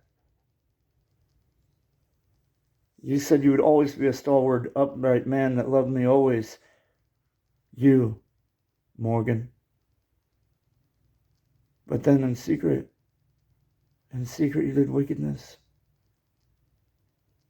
You were convinced by the devil that, it's just a simple pleasure, it would not matter. But then, against me, you did that. And I'm going to stand there. And I'm going to know it. And I'm going to have to look into my victim's eyes, bro. And the victim being God. And I'm going to have to say, you're right. I have no excuse. I am evil, and I should be put to death. I cannot deny it. And that's reality. And all of us are going to do that. All of us are going to experience this. Every human that has ever existed will experience that. And that's reality. And you know what the answer is. You already know what it is. You should be put to death. You deserve your punishment. There ain't no trickery here. You can't blame it on the judge, the jury, the victims. They lied. No, none of that. He just played the whole thing out right here. He knows. He said, you saw everything. There ain't no way to lie to God. And you know it now. And you're face to face with him. And he has all the evidence. And you know it. And you know you're guilty. Nowhere to hide. And you know it. You can say it aloud. I did this. And I deserve what's about to happen. And all of us will be faced with that. Every single human will be faced with that. And the only way you have any mercy from the infinitely powerful God that's about to sentence you is if he said, everything I just said now, I'm guilty, I know I did it. But you said it right now here on earth while you're alive. And he said, Jesus, I know you paid for me. I know you paid for me. I'm sorry for what I did, and I want to change to become the perfected version of what you want me to be. Tell me the truth, show me the way. And I believe in you, that you saved me. You already paid the debt for everything I've done. And now when I'm standing in judgment, I don't have to say, please, God, forgive me. As I'm standing as a disgusting animal, reprobate, traitor in the face of God, who I did this against as a war criminal against God. No, I don't have to say anything. I say, Yeshua, I plead the blood of Christ, and then Christ will, who is the very judge I'm talking to, will say, the debt is forgiven. It's already been paid. Come into my arms, child. I love you and I forgive you. Everything's good. Come with me into heaven permanently forever. And he will wipe away your tears. And he will Wait to say clean. You won't remember any of that. And then you step into eternity as a perfected, joyful child, happy, running around with your father and your other brothers and sisters that are countless billions that have turned to Christ. And we'll all be as a loving family, learning and growing and experiencing and being the perfected versions of ourselves, because in the beginning, at the Garden of Eden, when the first soul went through, says, and they partook of the tree of the knowledge, intelligence, wisdom, knowledge of good and evil. Who is that? When Adam took the fruit of the knowledge, it wasn't an actual apple. It wasn't a human with eating an apple or some kind of crazy fruit. The tree of the knowledge of good and evil. Good, then evil. I was an angel, and by pride I became the devil. I am Lucifer. I am the tree, and the fruit is my knowledge. The knowledge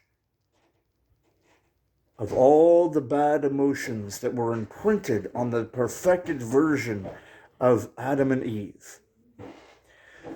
So when God breathed Ruach HaKodesh, the breath of God, Ruach, into the dust of the earth, he breathed everything good that was him.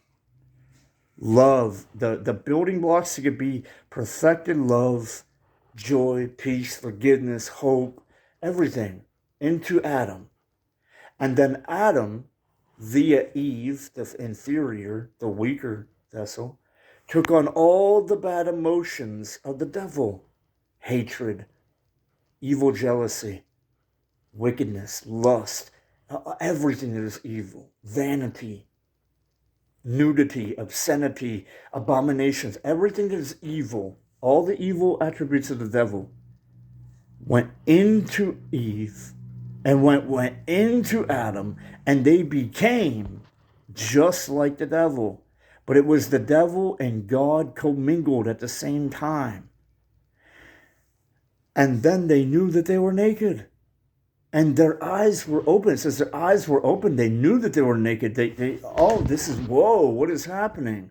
I went from being innocent and good because I was an entity that was the breath from God, and I only had God's good things. And then when I learned from the knowledge of evil, which are the evil emotions that were imprinted onto me as I ate the fruit of the knowledge from Satan, I became evil. And now I don't just have God in me as all the good attributes, mercy, love, happiness, joy. I don't have all that now. Now I have hatred, lust, murder, envy, all the evil from Satan now. Now I'm commingled. Now I'm stained with it. I'm permanently damaged by that now. And every single one, because it is before they had sex and had any children, they became stained like this. And now they don't just have their DNA code and emotional range of just good. Now they are damaged both good and evil. And then they lay together and have sex, Adam and Eve, and they have offspring that is also damaged with this. And now all of us have to conform unto the image of Christ by the purging of this blood through us. And what that means is, as you conform unto the image of Christ and have the attributes of the Holy Spirit born into you, what it is you have your spirit, which is you individualized, which are many different character traits, like 42% happiness, 87% anger, like all your different specifications that are you, are put into this meat suit that is your astronaut suit, and you fuse with it. And you are a single entity, though you be a spirit inside of a body. And so you have the poisoning of good emotions and bad emotions that are infused into your spirit now, as you are put into this meat suit when you're at your moment of conception. And to become a Christian and to conform unto the image of Christ and be saved is to be like, I pay for everything. I accept Christ on the cross, which pays for everything. And the more I'm in his presence, the more I conform unto the image of Christ, the more I take on the attributes of the Holy Spirit, the fruits of the Spirit, the more I look at the Bible and understand what it means. The longer I go with God, the more Christ purges into me as I am nail these things to Christ. I nail my carnality to Christ, which is taking the bad side of the fruit of the knowledge of good and evil that was stained from us, all the bad emotions that we have and all the bad character traits that it came from our parents, Adam and Eve, and were born into us as our meat bodies, our astronaut suits. And we rip that out of us and allow it to be put on the cross as Christ melts into us. The Word of God and Christ and the Holy Spirit melt into us to kill out of us and purge out of our system all the evil knowledge and attributes that we gained from our parents, Adam and Eve, as they were poisoned by the devil, which is the fruit of the knowledge of good and evil, which is the tree of the knowledge of good and evil was Satan. The fruit he had was his pride and rebellious and all this evil nature that he had combined to become the devil, from Lucifer, the good angel, to the devil. Now you are like God, knowing both good and evil. Now you are like God. That's what he said. The liar, the trickster. No, now you are like the devil. That's what you are. Now you are like the devil. And now you are doomed like me. That's what the devil was really saying. And now I have destroyed this thing because I wanted to be the image of God's love. Me, Satan. That was my plan. I wanted to be God's only children. These humans shouldn't have existed. He looked beyond us. These lowly things made out of dust. The dust of the earth. We are angels. I am made out of gemstones and beautiful instruments. I make music just by existing. I don't have to make music. It just flows through me. Air flows through me and I make music.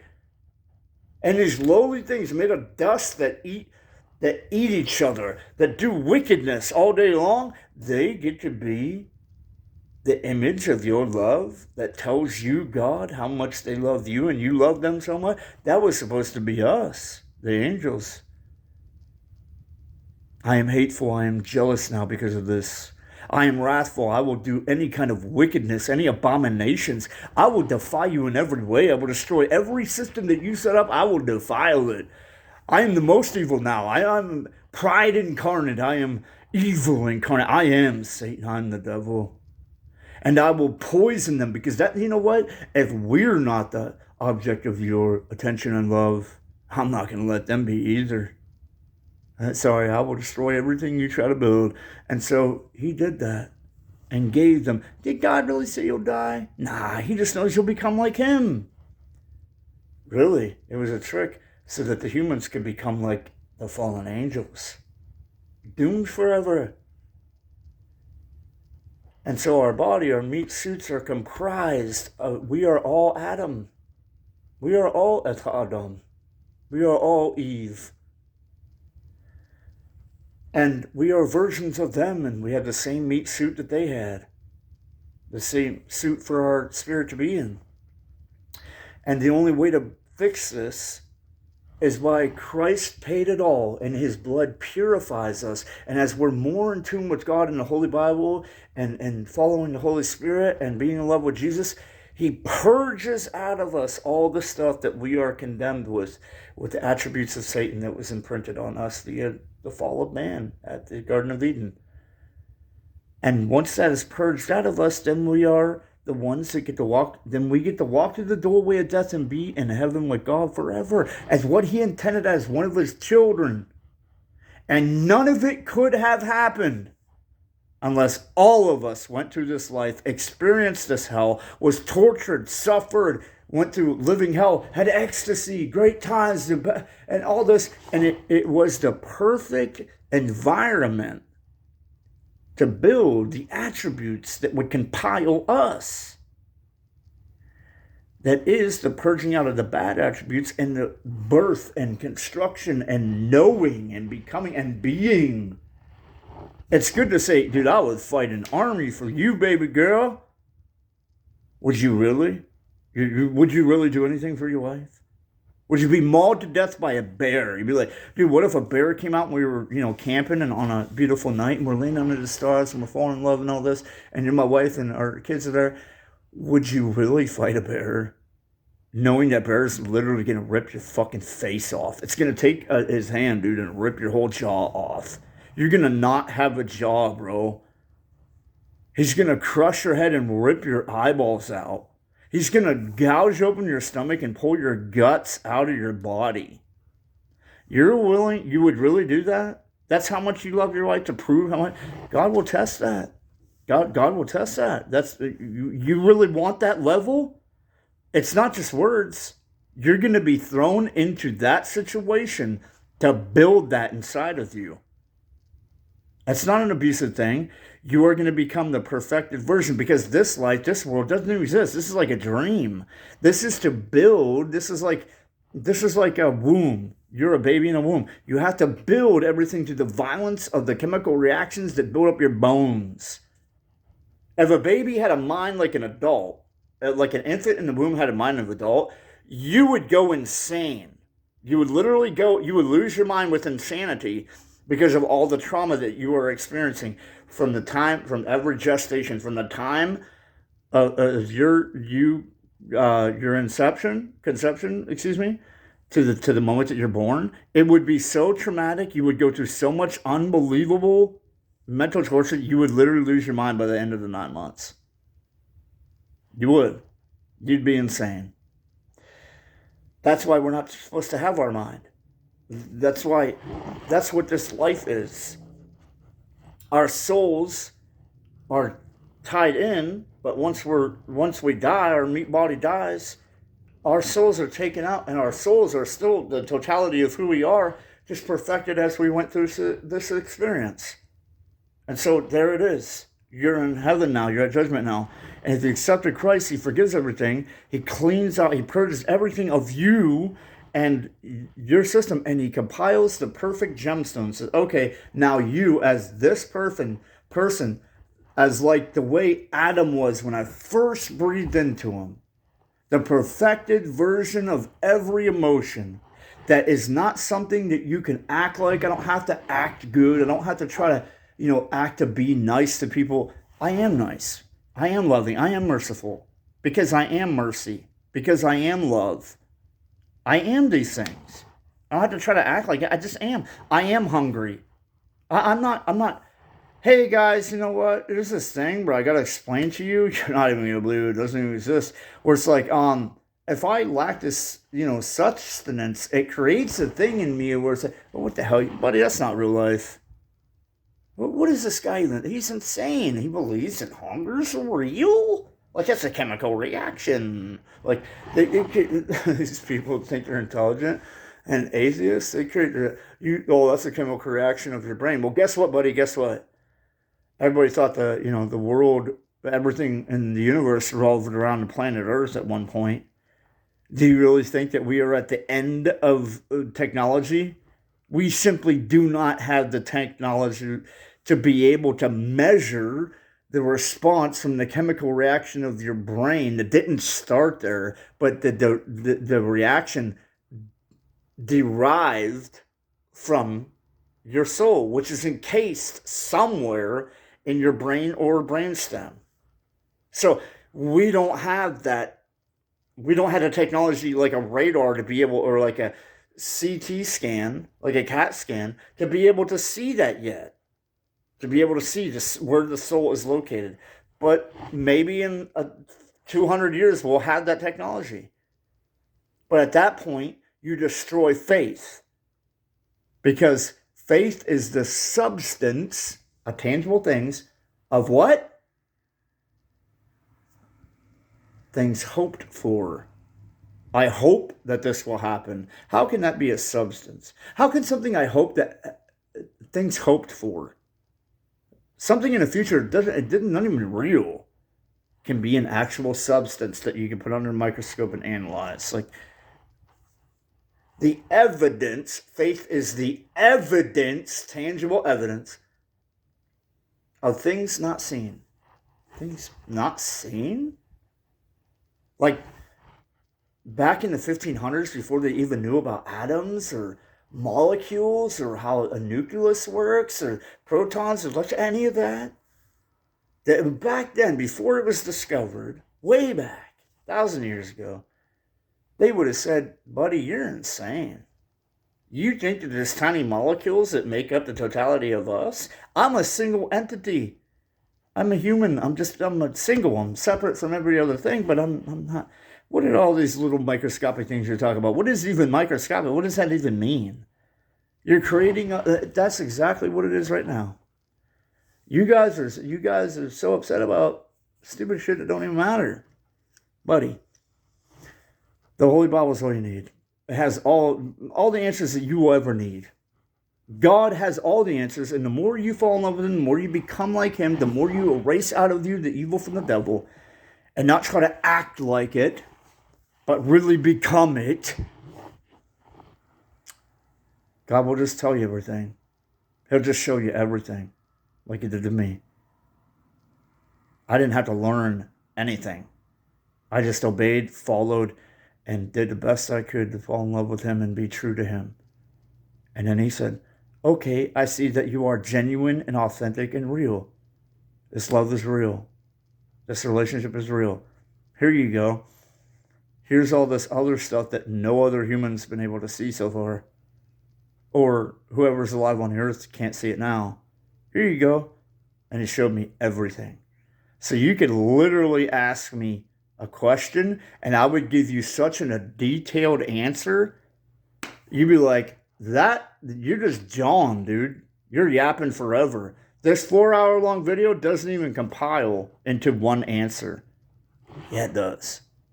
This entire 4-hour-long video compiles into one question being answered. Why? What is all this? What is this place? Where do we come from? What does it all mean? Why? I just answered that. And yet you thought I was yapping. And if you made it this far, please go watch it all again. And if God wants me to have anything to tell you anymore, I will make another video. But I love you all. I love you all very much in a way you could not possibly understand. And God infinitely loves you in a way I don't even understand. All of us, it's really, it's immeasurable, dude. It's infinite. When you think of the grand scale of things, it's infinite.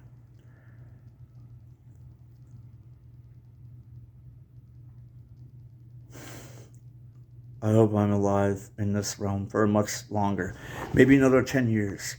So I will have learned more in the next, if I live another 10 years. In the next 10 years, if I'm here that much longer, I know that God will have shown me more stuff than everything in existence. Every person in existence that has ever existed, put together times 5, I will know more than them. I already know more than everybody that's ever lived. I'm not saying it as a way to boast, and I'm not special at all. I'm a disgusting animal that turned to Christ and just surrendered everything. Be like, whatever you want, Dad. I ruined everything. I'm an idiot. I can't even make proper decisions. Just do it all for me. Show me everything. Tell me how it works. And I submit to you. You're the only way. You're the only truth. You're the only thing I love.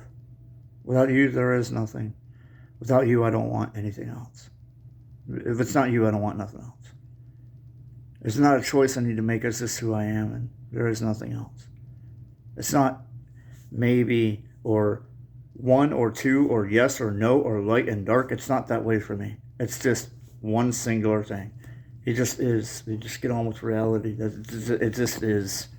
There is nothing else. It's God, the Holy Bible, ELO-bo-HIM, Jesus. That's it. Nothing else matters. Nothing in this. We have built shopping malls. We have built amusement parks. We have built mansions. We have built reputations, egos, legacies, empires at the bus stop. In the womb, we built all this stuff here in this little life. This is nothing. We need to get ready for there, because that's all that matters. Like waking up from a dream. This is reality. That's reality, dude. This is the dream. Jesus infinitely loves you, and I super love you guys as well. Have an amazing day. And if you're one of my children, please listen to me. I love you very much. Nothing else matters but Jesus. Fall more in love with him. Do not make any stupid decisions. Go very slow. Take your time. If anyone's rushing you, ignore them. Ignore everybody and obey me, even if I'm not living among you as you are adults. You obey me. And I'm telling you, take your time. It's not a race. God is the author and the control of the entire universe. If it looks like it's going to all end in 1 minute, and you aren't done with your story with God, God will make that minute last 10 years if he needs to. He can extend time. He can do whatever he wants. Go slow. Really, really read the Holy Bible. Fall in love with Jesus. Fall in love with God. And become his best friend. And just do that. Nothing else really matters. Nothing. Money, fame, fortune, your body, the way you look, none of it's important. None of it. None of it. The reason why I say you guys are so fantastic, Bowie, you're Elizabeth Boo, you're so adorable, you're so beautiful, you're going to be like a model. It's because you are in the very tiny beginning stages of wisdom. I've only taught you a tiny bit so far. You're still only understanding this tangible realm. And I'm making this video for when you're older, you will completely get it. And when I say hallelujah or Morgan, you guys are my heroes, dude. You're so handsome. Look how awesome he is. So, wow, muscles. That's because you only understand as a little kid with a very small mind what this physical place is. You don't know really about eternity or any of that yet. So I'm going based on your growing. I wouldn't tell you about how everything goes and how a system would function and how we are to move a system to have a good interaction for permanent results. I would not go into the details of how a specific system works, like energy or the weather system, how we can manipulate anything and use it to our advantage. I wouldn't tell you any of that when you're 3 years old, not knowing what 1 + 1 is. I wouldn't tell you any of that. You get what I mean? I wouldn't try to teach you quantum mechanics when you don't even know basic mathematics. So I'm working on your level because I love you above myself. And that's a very good attribute that you need to learn. And so I'm teaching you that via this video and many other ways. I love you very much. Even I don't matter. You need to follow him. He's all that matters. Elohim, Yeshua, Ruach HaKodesh, Abba. That's it. That's all that matters. Nothing else will matter. I love you guys very much, okay? Follow the Lord Jesus and do what you gotta do. Jesus loves you and so do I. Have an amazing day, and as always, bless the King.